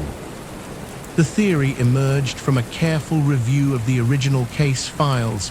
Police discovered that at the time of Angela's disappearance, a confidential informant was living in Clinton. This informant had helped authorities break up several drug operations, making dangerous enemies in the process. The informant had a wife and daughter, and the daughter's name was also Angela. More disturbing still, investigators found a threatening letter that had been sent to the informant on the same night Angela Hammond disappeared. The letter mentioned the informant's foxy daughter and contained implicit threats. It suggested that someone was planning to harm the informant's family as revenge for his cooperation with police. The revelation added a new layer of tragedy to Angela's story. She may have died because someone mistook her for another young woman, because she happened to be in the wrong place when a predator came looking for his intended victim. The fish decal on the truck's rear window which had seemed like such a distinctive clue, may have been irrelevant, just another detail in a case built on false assumptions. Despite this new theory, Angela Hammond has never been found, no body has been recovered, no suspect has ever been charged. The green pickup truck remains a ghost, existing only in the memories of those who saw it that night. The case files remain open, but hope for resolution grows dimmer with each passing year. Angela's story serves as a reminder of how quickly life can change, how a routine phone call can become a nightmare, how evil can strike without warning in the places we consider safest. She was engaged to be married, expecting a child, planning a future that seemed certain, all of it stolen in the space of a few terrifying minutes. Today, Angela Hammond would be in her 50s, her unborn child would be in their 30s. Rob Schaefer carried the weight of that night for the rest of his life, always wondering if he could have done something different, arrived a few minutes sooner, prevented the tragedy that destroyed so many lives. The payphone where Angela made her last call is long gone, replaced by the march of technology and time, but the memory of her voice, calling for help in the darkness, continues to echo through the streets of Clinton, Missouri, a reminder that some mysteries are never solved, some questions never answered, and some voices, once silenced, are never heard again. Case 32, the Cleveland Torso Murders, the Mad Butcher of Kingsbury Run, 1934-1938. Cleveland, Ohio, September 23, 1935. The Great Depression had hit Cleveland hard, leaving thousands of men without work, without homes, without hope. They gathered in the shantytown known as Kingsbury Run, a sprawling maze of cardboard shacks and makeshift shelters built along the railroad tracks. Here, in this forgotten corner of the city, the desperate and dispossessed tried to survive on scraps and dreams of better days. It was in this wasteland of broken dreams that two teenage boys made a discovery that would terrorize Cleveland for years to come. They were searching through the tall weeds and debris near an abandoned building when one of them spotted something that didn't belong, something that made him freeze in horror, then turn and run, screaming for help. What they had found was the headless, limbless torso of a man lying in the shadows like a discarded mannequin. The body had been severed at the neck, arms and legs removed with surgical precision. The flesh was pale, drained of blood, and showed signs of chemical treatment that had turned the skin a sickly red color. When police arrived at the scene, they cordoned off the area and began a methodical search of the premises. What they discovered was even more disturbing than the initial find. Scattered around the torso were the victim's severed arms and legs, arranged almost ceremonially, as if the killer had taken time to stage the scene for maximum impact. The victim could not be immediately identified. His head was nowhere to be found. His fingerprints led to no matches in police files. He became known simply as victim number 2, the second in what would become a series of gruesome murders that would baffle investigators and terrorize the city. Actually, the first victim had been discovered nearly a year earlier, but the connection wouldn't be made until much later.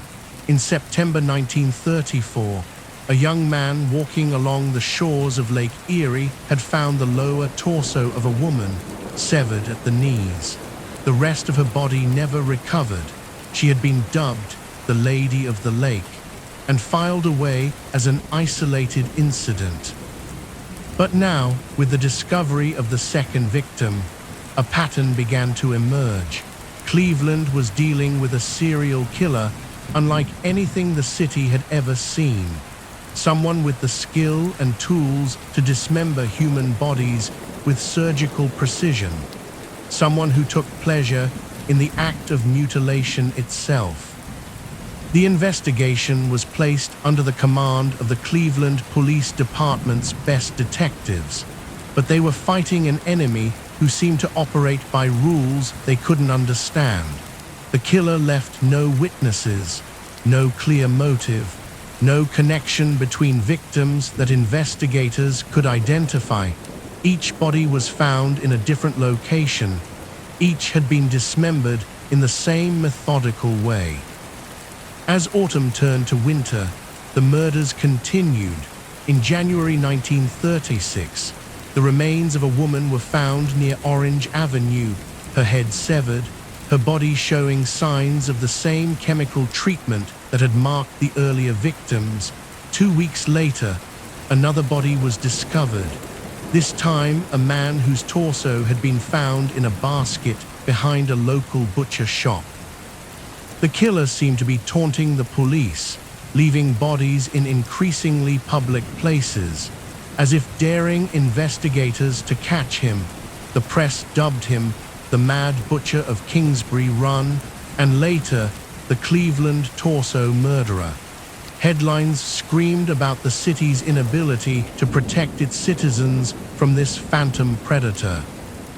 The summer of 1936 brought the discovery that would haunt Cleveland for decades.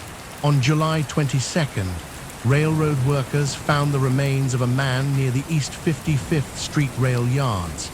But this victim was different. His body bore 6 distinctive tattoos that should have made identification simple. The tattoos included the names Helen and Paul and the initials WCG.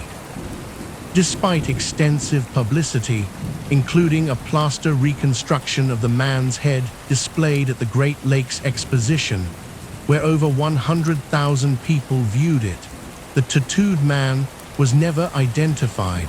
His image became the face of the Cleveland murders, a haunting reminder of how someone could simply vanish from existence, leaving behind only the marks carved into their skin. By now, panic had gripped Cleveland. The murders were no longer confined to the forgotten corners of Kingsbury Run. Bodies were being found throughout the city. The killer seemed to move like a ghost, selecting victims from society's most vulnerable populations: the homeless, the unemployed, the forgotten, people whose disappearances might not be immediately noticed.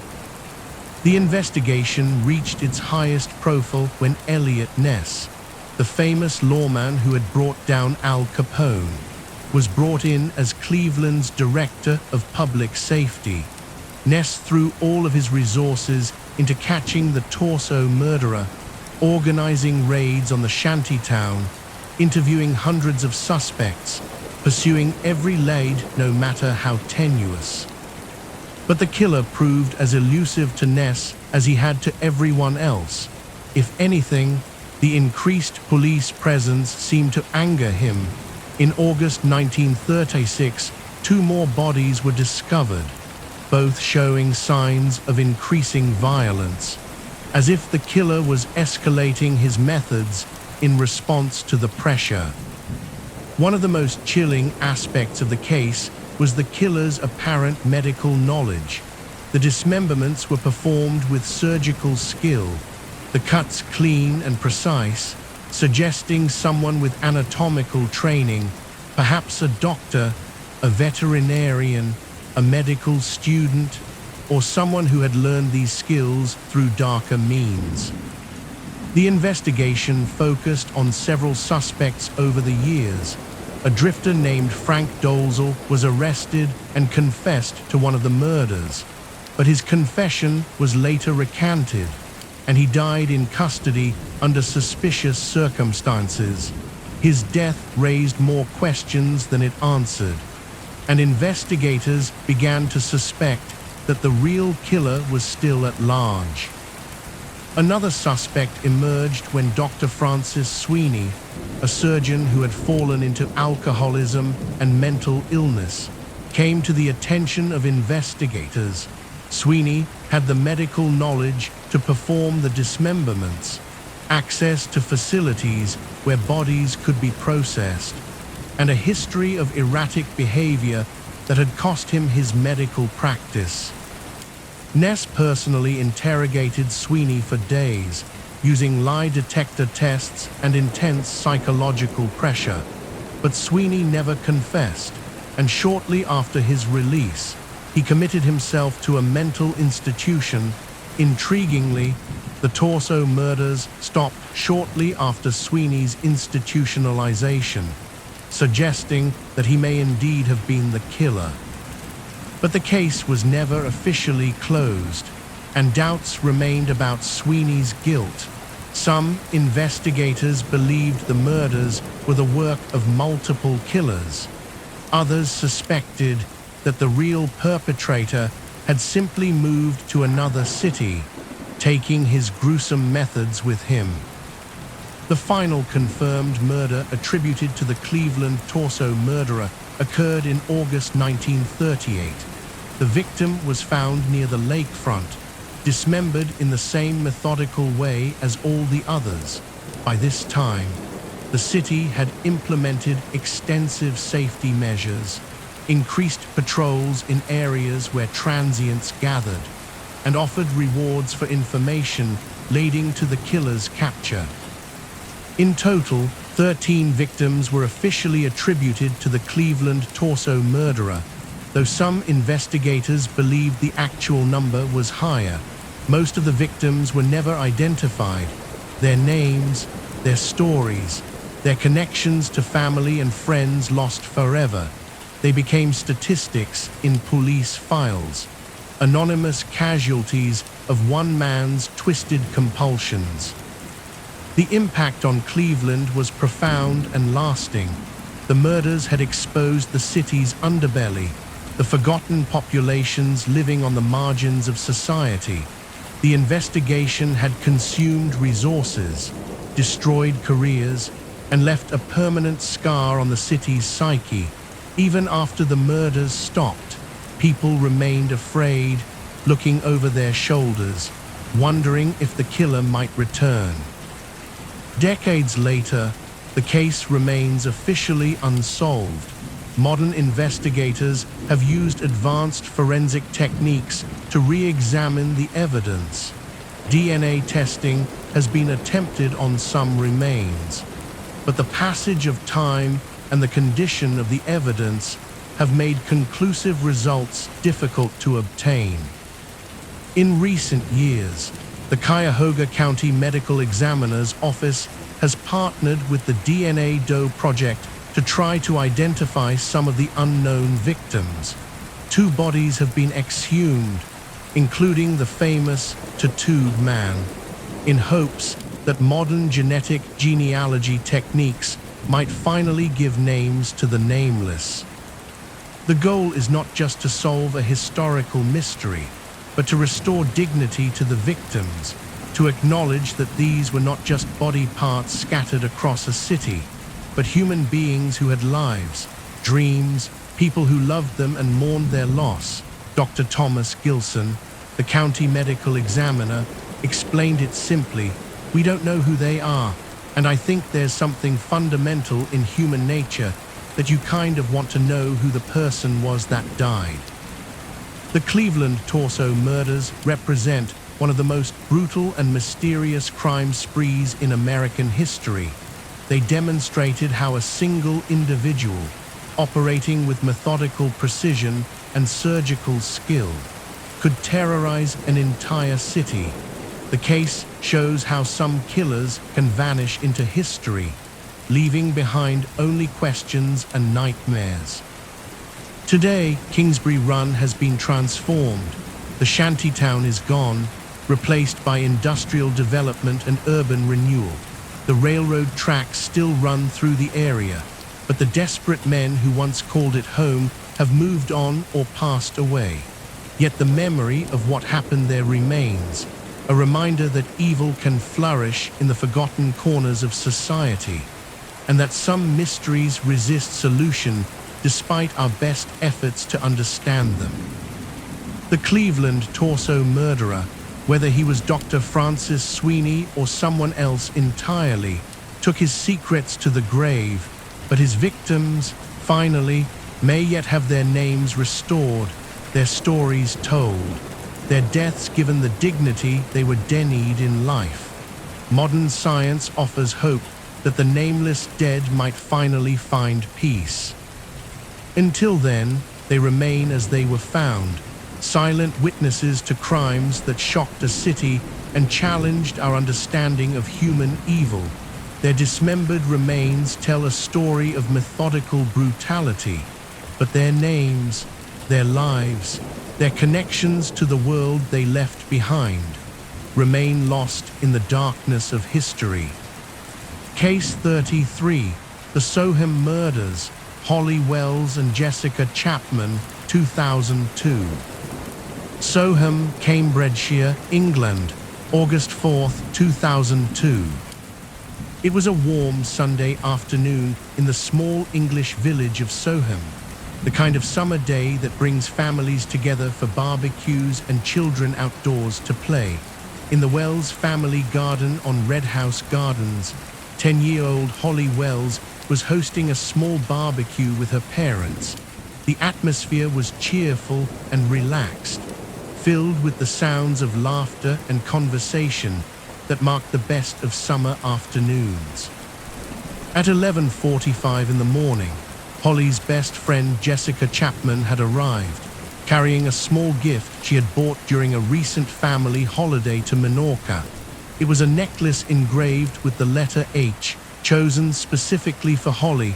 Jessica was excited to give it to her friend, and the two girls spent the early part of the day playing computer games and listening to music with another friend, Natalie Parr. By 3:15 in the afternoon, both Holly and Jessica had changed into matching replica Manchester United football shirts. The red jerseys were identical, a symbol of their close friendship and shared interests. They were inseparable, these two 10-year-old girls, best friends who did everything together, attended the same school, shared the same dreams of growing up in their peaceful village. The barbecue continued into the evening, family and friends enjoying the warm weather and each other's company. But as the sun began to set, Holly and Jessica grew restless. They wanted an adventure, something to cap off their perfect day. At 6:15 in the evening, without telling anyone where they were going, the two girls slipped away from the barbecue and walked out onto the quiet streets of Soham. They felt safe in their familiar neighborhood. This was their village, the place where they had grown up, where everyone knew them, where danger seemed as distant as the city lights they could barely see on the horizon. They were confident and secure, two children exploring their small world on a beautiful summer evening. What the girls didn't know was that their brief walk would take them past the home of Ian Huntley, a 29-year-old man who worked as a caretaker at Soham Village College. Huntley lived at 5 College Close with his girlfriend, Maxine Carr, who worked as a teaching assistant at St. Andrew's Primary School, the same school that Holly and Jessica attended. When Huntley saw the two girls walking past his house, he called out to them. He knew them by sight from the school, and they recognized him as well. He was a familiar adult figure in their small community, someone they had been taught to trust and respect. When he asked them to come inside, claiming that his girlfriend Maxine was there and wanted to see them, the girls had no reason to be suspicious. But Maxine Carr was not in the house that evening. She was visiting family in Grimsby, over 100 miles away. Huntley was alone, and he had just received what he would later claim was a distressing phone call from Carr. They had been arguing about his suspicions that she was being unfaithful. His emotional state was unstable, his judgment clouded by anger and jealousy. What happened next in that house remains known only to Ian Huntley. The official investigation would conclude that both girls were murdered shortly after entering the building, likely through asphyxiation. The exact motive for their deaths was never fully established, but investigators believed that Huntley killed them in a fit of rage, perhaps triggered by his earlier argument with Carr. When the girls failed to return home that evening, their families initially assumed they had gone to visit other friends, but as the hours passed and phone calls to their acquaintances yielded no information about their whereabouts, concern began to grow. By late evening, both families were genuinely worried, and they contacted the police. The search for Holly Wells and Jessica Chapman began immediately, becoming one of the most intensive and extensive missing persons investigations in British criminal history.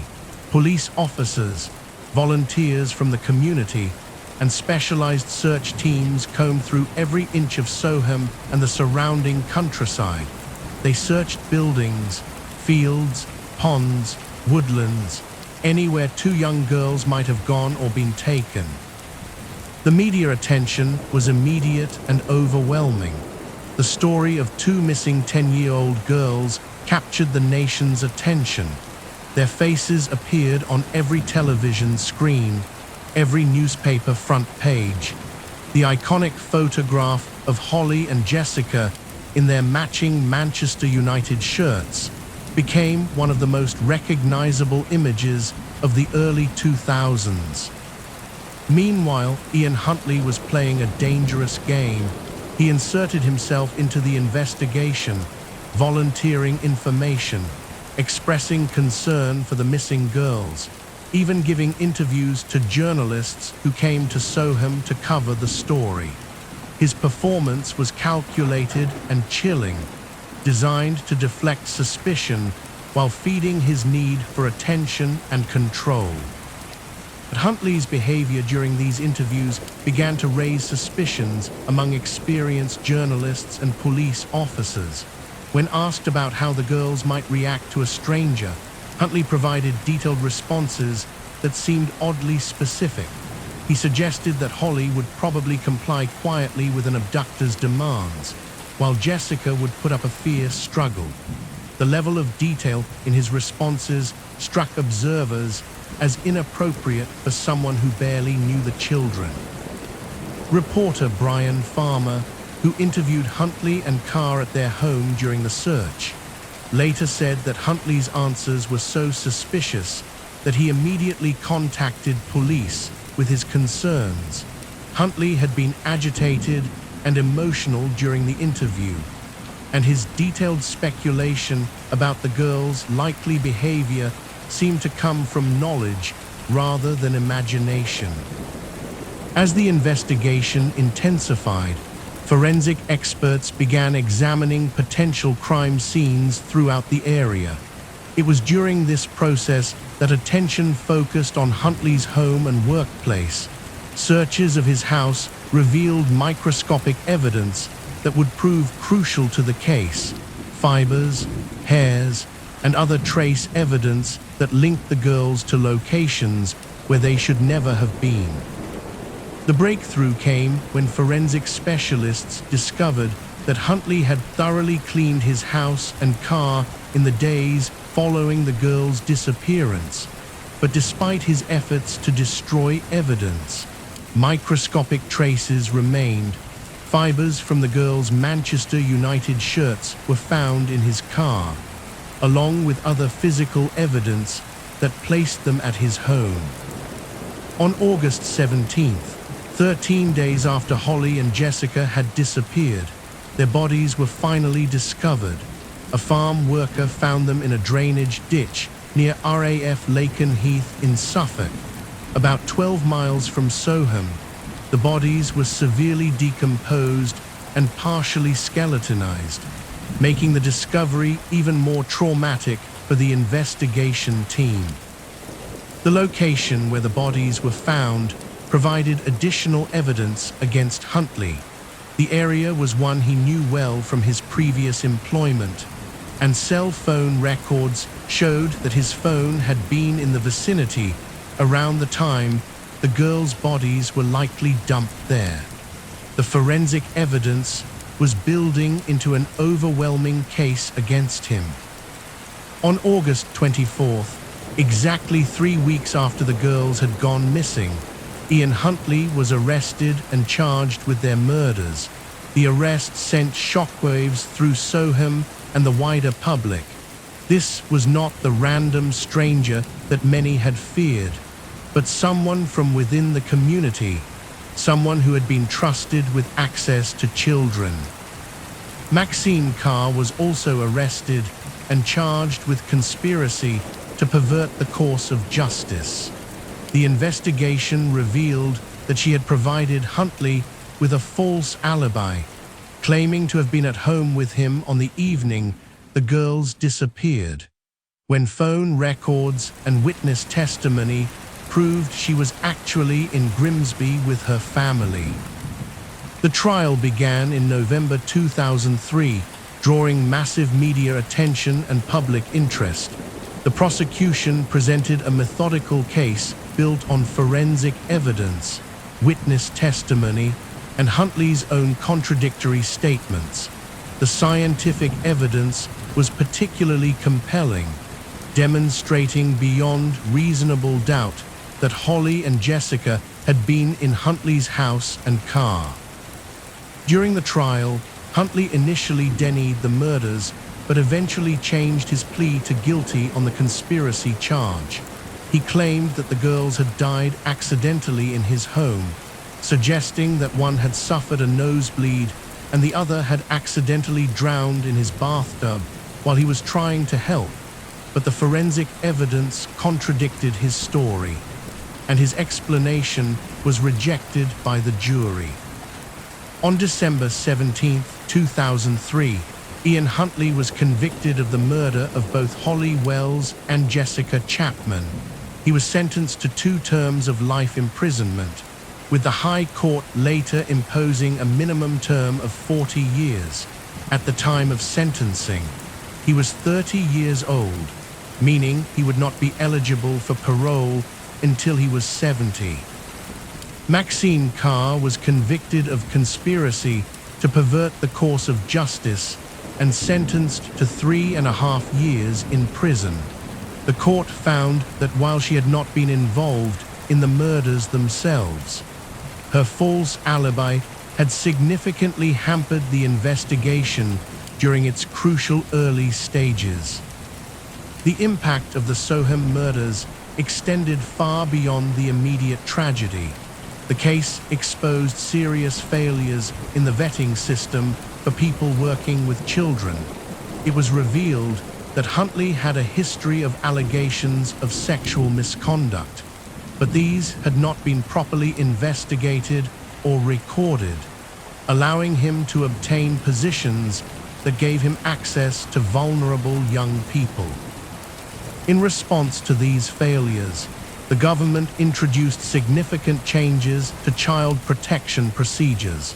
The creation of a national database to track individuals working with children, enhanced background checking procedures, and improved information sharing between different agencies. These changes, while too late to save Holly and Jessica, were designed to prevent similar tragedies in the future. The murder of Holly Wells and Jessica Chapman remains one of the most shocking crimes in modern British history. It shattered the sense of safety that parents and children had taken for granted in small communities like Soham. The image of 2 10-year-old girls in matching football shirts, walking innocently through their village on a summer evening, has become an enduring symbol of innocence destroyed. For the families of Holly and Jessica, the pain of their loss has never diminished. They have worked tirelessly to keep their daughters' memories alive, establishing foundations and supporting other families affected by similar tragedies. Their dignity in the face of unimaginable loss has been an inspiration to many who followed their story. The village of Soham has slowly healed from the trauma of August 2002, but the scars remain. The house where Huntley lived has been demolished, the site now marked only by grass and the collective memory of what happened there. The school where both girls studied has continued to serve the community, but with enhanced security measures and a deeper awareness of the potential dangers that can lurk even in the most familiar places. Today, Holly Wells and Jessica Chapman would be in their 30s, living lives that were stolen from them on that August evening. Their story serves as a permanent reminder that evil can hide behind the most ordinary facades, that those entrusted with the care of children must be held to the highest standards, and that the safety of the innocent must never be taken for granted. Ian Huntley remains in prison, where he has faced numerous attacks from fellow inmates who view crimes against children as particularly heinous. He has attempted suicide several times and lives under constant protection. His life, like those of his victims, was forever changed by the events of August 4, 2002. But unlike Holly and Jessica, he lived to face the consequences of his actions. The legacy of the Soham murders lives on in the improved systems designed to protect children, in the memories of two bright young girls who deserved so much more than the brief lives they were allowed, and in the determination of a community and a nation to ensure that such a tragedy never happens again. Their names, Holly Marie Wells and Jessica Amy Chapman, are etched not just on their gravestones, but in the collective conscience of everyone who believes that children should be safe to walk the streets of their own villages on warm summer evenings without fear. Case 34, The Servant Girl Annihilator, Austin's Forgotten Terror, 1884-1885. Austin, Texas, December 31st, 1884. The last day of the year should have been a time of celebration and hope, a moment to look back on the year that was ending and forward to the promises of 1885. But in the small capital city of Austin, nestled among the rolling hills of central Texas, the mood was far from festive. Fear had settled over the community like a heavy blanket, and that New Year's Eve would mark the beginning of a reign of terror that would shake the city to its foundations. In the servant quarters, behind a modest home on West Pecan Street, Molly Smith lay sleeping. The 30-year-old African-American woman worked as a cook for a local family, one of hundreds of domestic workers who formed the backbone of Austin's household economy. She was known as a hard-working, reliable woman who sent most of her meager wages back to relatives in the countryside. Like many of her contemporaries, she lived in a small cabin behind her employer's main house. An arrangement that provided both convenience and an uncomfortable reminder of the social hierarchies that still defined the post-Civil War South. Sometime after midnight, as 1885 crept in with cold winter air, an intruder entered Molly's cabin. What happened next would establish a pattern of violence that would terrorize Austin for over a year and create one of America's first recognized serial killing sprees. Molly was attacked in her bed, first with a knife that left deep wounds across her body, then dragged outside into the yard where her assailant finished the job with an axe. The brutality was shocking even by the standards of a frontier community accustomed to violence. But perhaps most disturbing was the methodical nature of the attack. The careful staging that suggested this was not a crime of passion or desperation, but something far more calculated and terrifying. When Molly's body was discovered the next morning, the Austin community was horrified but not yet panicked. Violence against African Americans was tragically common in the post-Reconstruction South, and many assumed this was an isolated incident, perhaps connected to robbery or personal revenge. But as the investigation proceeded, disturbing details emerged that suggested something far more sinister. The killer had shown no interest in Molly's few possessions. Her small savings, carefully hidden in her cabin, remained untouched. There was no evidence of sexual assault, no signs of a struggle inside the building that might suggest she had surprised a burglar. Instead, the evidence pointed to someone who had come specifically to kill, someone who took pleasure in the act of violence itself. 6 months passed before the killer struck again. On May 6, 1885, 25-year-old Eliza Shelley was found dead in her servants' quarters behind a home on Cypress Street. Like Molly Smith, she had been attacked with both a knife and an axe, dragged from her bed and killed in her yard. The similarities between the two murders were impossible to ignore, but still, many in Austin refused to believe they were dealing with a serial killer. The social dynamics of 1880s Austin made it difficult for authorities to take the murders seriously. The victims were African American domestic workers, members of a community that had little political power or social standing. Their deaths were covered briefly in the local newspapers, usually in small paragraphs buried among other crime reports. The white establishment that controlled the city's government and police force seemed reluctant to acknowledge that their community might be harboring a methodical killer. But the killer was just getting started. On May 23rd, less than 3 weeks after Eliza Shelley's murder, he claimed his third victim. Irene Cross was found dead in her cabin on the east side of Austin, her body bearing the same horrific wounds that had marked the previous attacks.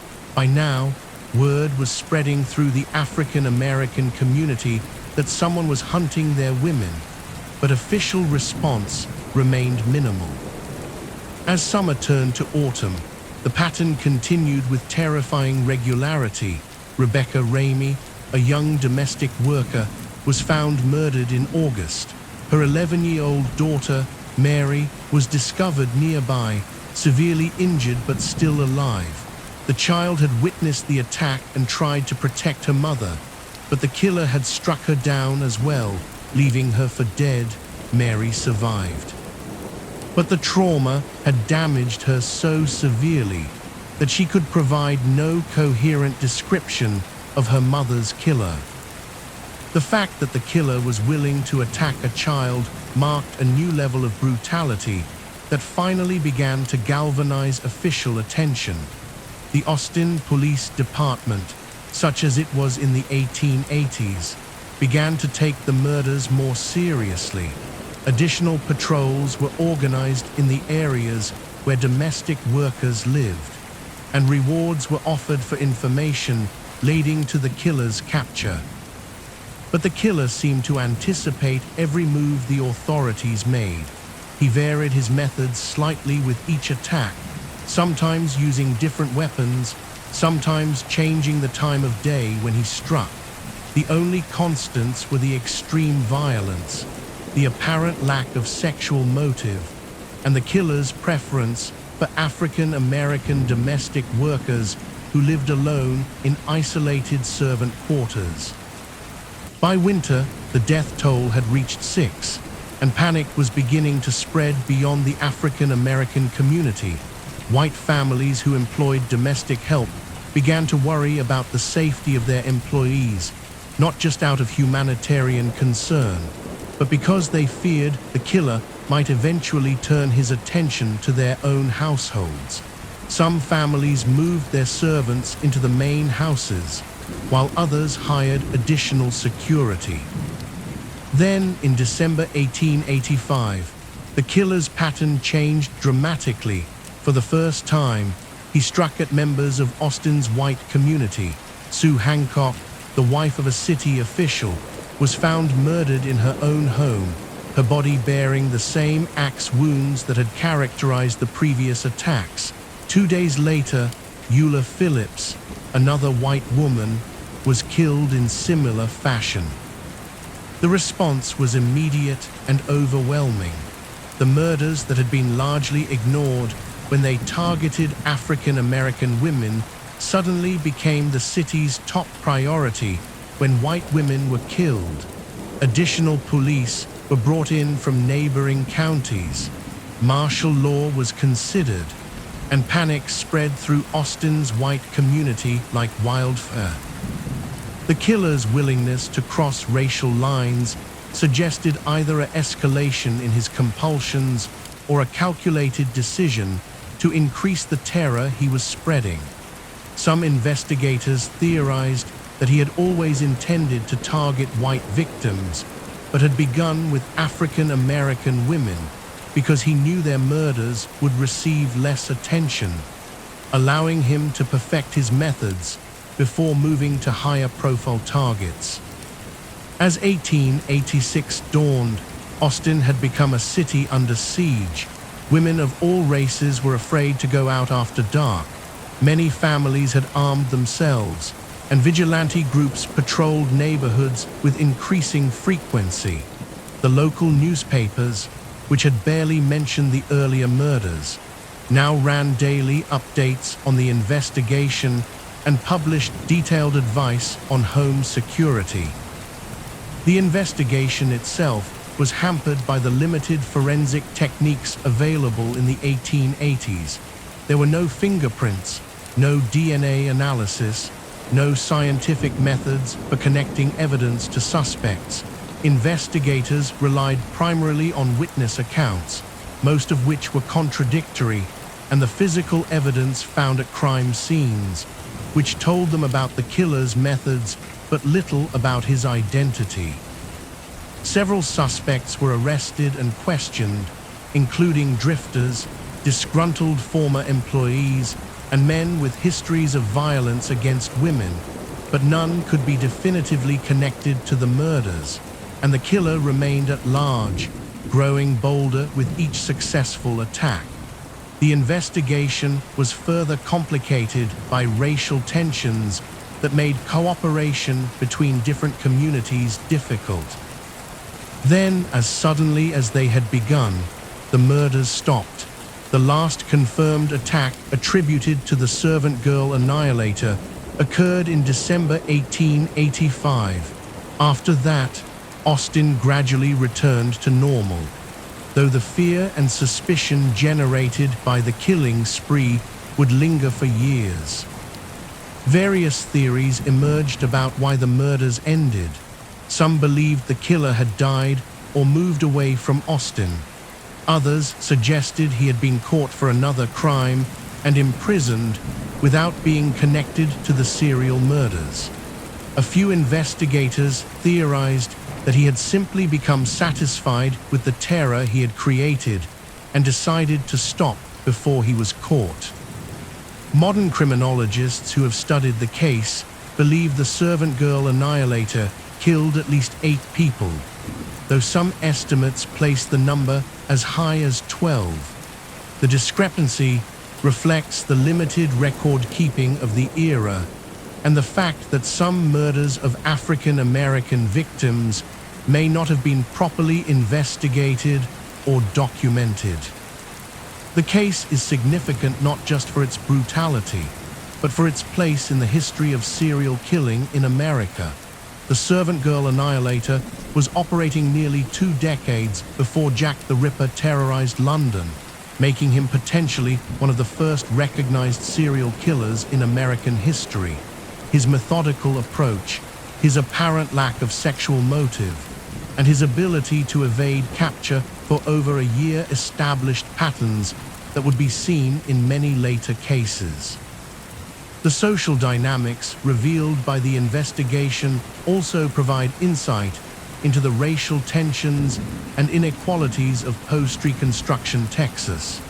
The fact that 6 African American women could be murdered without generating significant official response, while the deaths of two white women prompted martial law, illustrates the deep inequalities that characterized American society in the 1880s.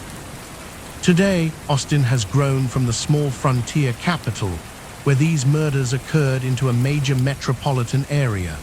The neighborhoods where the servant girl annihilator stalked his victims have been transformed by urban development, and few physical reminders of the case remain. But the story continues to fascinate criminologists and historians who see in it early evidence of the serial killing phenomenon that would become more widely recognized in the 20th century. The identity of the servant girl annihilator remains unknown. Like Jack the Ripper, he vanished into history without leaving behind definitive evidence of who he was or why he killed. His victims, particularly the African American women who were his primary targets, deserve to be remembered not just as statistics in a criminal case, but as individuals whose lives were cut short by inexplicable evil.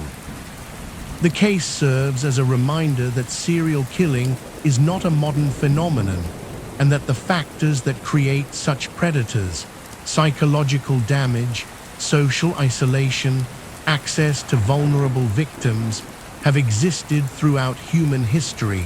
The servant girl annihilator may have been one of America's first serial killers, but he was certainly not the last. His legacy lives not in any monument or memorial, but in the enhanced understanding of criminal behavior that cases like his have provided, and in the commitment to ensuring that all victims, regardless of their race or social status, receive the justice and respect they deserve. The women who died in Austin in 1884 and 1885 were someone's daughters, sisters, friends. Their lives mattered then, and their memory matters now. Case 35, The Phantom Killer of Texarkana, Terror in the Pines, 1946. Texarkana, Arkansas, Texas, February 23, 1946. The winter air was crisp and clear as 24-year-old Jimmy Hollies and 19-year-old Mary Jean Larey parked on a lonely road outside Texarkana. It was a Friday night, and like young couples everywhere, they sought privacy away from the prying eyes of family and neighbors. The war was over, prosperity was returning to America, and the future seemed bright for young people starting their lives together. They had chosen a secluded spot on Richmond Road, far from the lights of the Twin Cities that straddled the Arkansas-Texas border. The area was popular with courting couples, a place where they could talk, dream, and steal a few precious moments of intimacy in an era when social conventions severely limited such opportunities. It should have been a perfect evening for romance. But as they sat talking in Jimmy's car, something moved in the darkness beyond their headlights. A figure emerged from the pine trees that lined the road, tall, menacing, and wearing what appeared to be a white cloth sack over his head with crude holes cut out for eyes. The apparition looked like something from a nightmare, a faceless horror that seemed to have materialized from the depths of human fear. The attacker approached the car with deliberate steps, carrying what appeared to be a pistol. When he reached the driver's side window, he ordered Jimmy and Mary Jean out of the vehicle, his voice muffled by the hood but carrying unmistakable menace. Jimmy tried to comply, but as he stepped from the car, the attacker struck him repeatedly with the gun barrel, opening deep gashes in his scalp and leaving him dazed and bleeding. Mary Jean screamed as she watched her boyfriend being brutally beaten, but her cries only seemed to enrage the attacker further. He turned his attention to her, striking her with the same vicious intensity he had shown Jimmy. She fell to the ground, blood streaming from wounds on her head. certain that she was about to die on this lonely road. But then, as suddenly as the attack had begun, it stopped. The hooded figure stood over his victims for a moment, as if deciding whether to finish what he had started, then turned and vanished back into the darkness from which he had emerged. Jimmy and Mary Jean lay bleeding on the cold ground, alive but forever changed by their encounter with pure evil. They managed to reach a nearby house and call for help. When police and medical personnel arrived, they found a scene that defied easy explanation. The attack had been brutal but seemingly purposeless. Nothing had been stolen from the car or the victims. There was no apparent sexual motive. The assault seemed motivated by nothing more than a desire to inflict pain and terror. The investigation that followed was thorough but frustrating. Police found footprints at the scene, but they led nowhere. Witnesses in the area had seen nothing unusual, and the description of a tall man in a white hood could fit dozens of potential suspects. The case might have remained an isolated incident of random violence, if not for what happened 3 weeks later. On March 24th, 36-year-old Richard Griffin and 17-year-old Polly Ann Moore were found dead in Griffin's car on another lonely road outside Texarkana. They had been shot multiple times at close range, their bodies left in the vehicle as if the killer wanted them to be discovered. The brutal efficiency of the murders sent shockwaves through the community. The similarities to the earlier attack were unmistakable. The isolated location, the targeting of a courting couple, the extreme violence. Investigators began to suspect they were dealing with a serial killer, someone who was specifically hunting young couples who sought privacy on the dark roads around Texarkana. 3 weeks after the Griffin Moore murders, the killer struck again. On April 14th, Paul Martin and Betty Jo Booker went to a dance at the American Legion Hall. They were last seen alive leaving the dance together in Martin's car. Their bodies were found the next morning on a deserted road, both shot multiple times. Betty Jo had been sexually assaulted before being killed. The pattern was becoming clear and terrifying. The killer was targeting couples who parked on isolated roads around Texarkana. He approached them under cover of darkness, often wearing his distinctive hood, and killed them with ruthless efficiency. The sexual assault of Betty Jo Booker suggested that his motives were evolving, becoming more complex and disturbing. Panic gripped the Twin Cities as news of the third attack spread. Parents forbade their teenage children from going out at night. Couples abandoned the romantic hideaways they had previously frequented. Hardware stores sold out of guns and ammunition as residents armed themselves against the phantom killer who seemed to strike at will. The investigation intensified under the leadership of Sheriff W.E. Davis and Captain Manuel Gonzalez of the Texas Rangers. Roadblocks were established throughout the area. Additional patrols were organized, and rewards were offered for information leading to the killer's capture.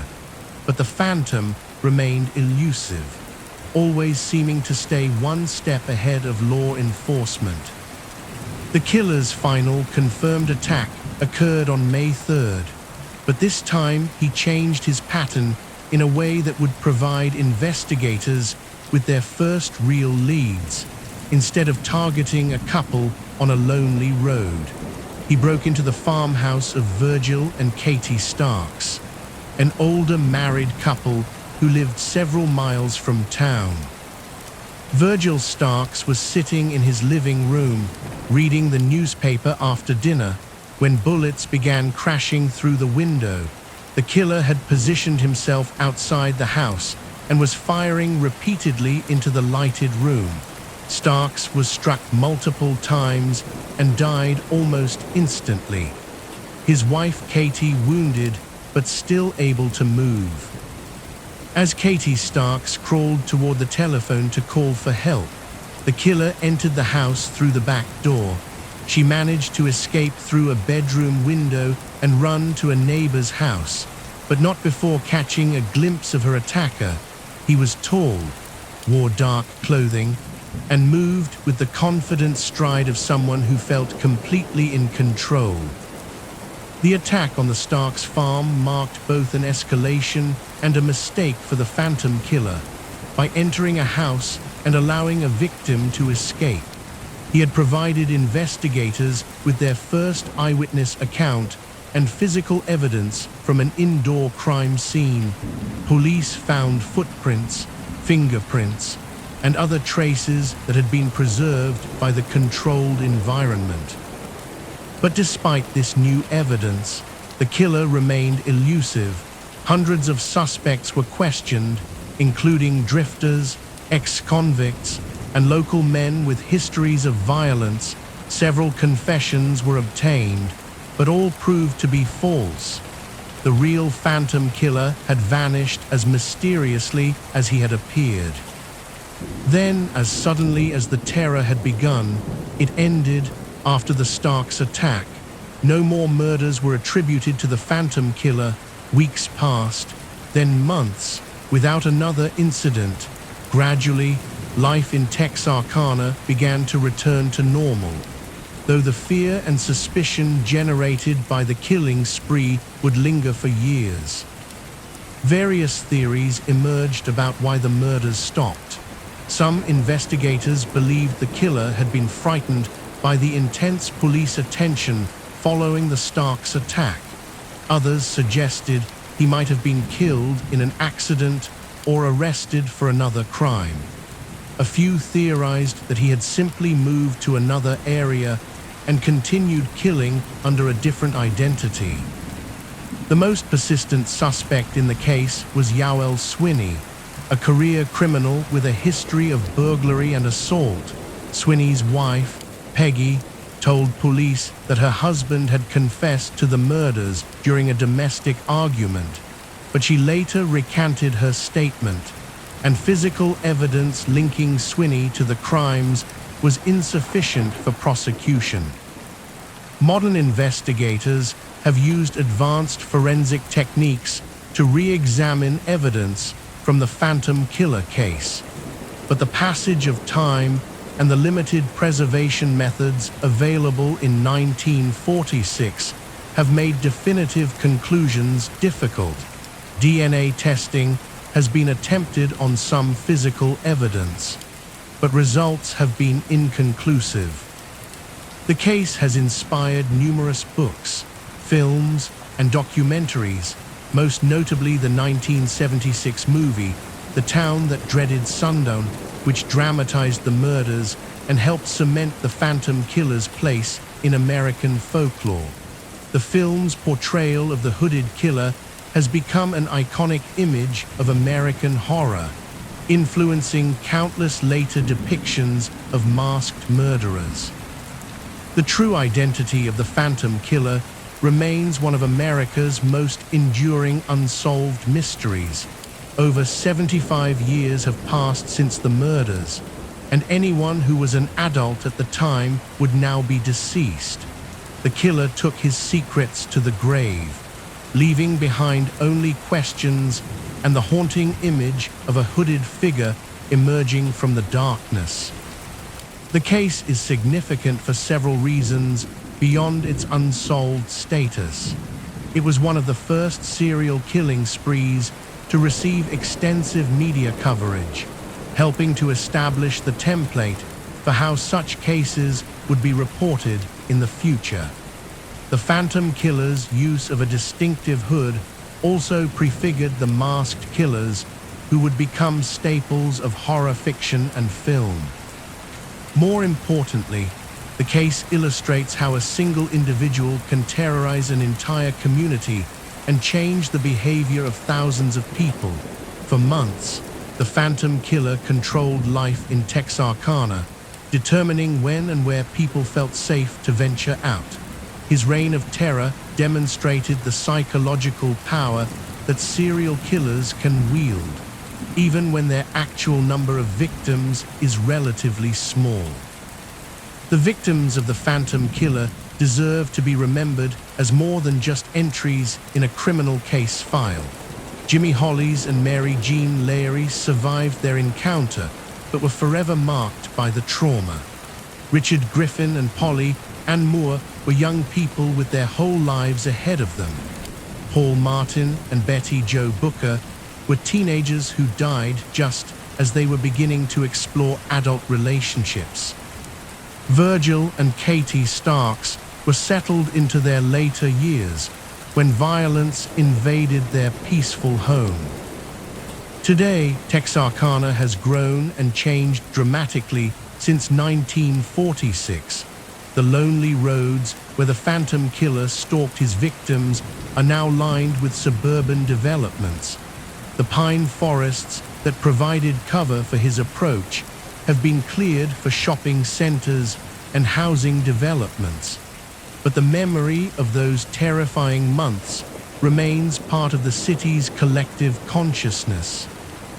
The Phantom Killer case serves as a reminder that evil can emerge from anywhere, at any time, without warning or apparent motive. It demonstrates how a single individual, operating with careful planning and ruthless efficiency, can shatter the sense of safety that communities take for granted. And it shows how some mysteries resist solution despite the best efforts of law enforcement and the passage of time. The hooded figure who terrorized Texarkana in 1946 may never be identified, but his impact on American culture and criminal investigation continues to this day. He remains a symbol of the faceless evil that lurks in the darkness, waiting for the right moment to strike, and reminding us that sometimes the most terrifying predators are those whose faces we never see. In the end, the Phantom Killer achieved a kind of immortality through his crimes, not the positive legacy that most people hope to leave behind, but a dark notoriety that ensures his deeds will be remembered long after his identity has been forgotten. He wanted to spread fear and terror, and in that goal, he succeeded completely. His victims paid the ultimate price for his twisted desires, and their memory serves as a permanent reminder of the cost of unchecked evil.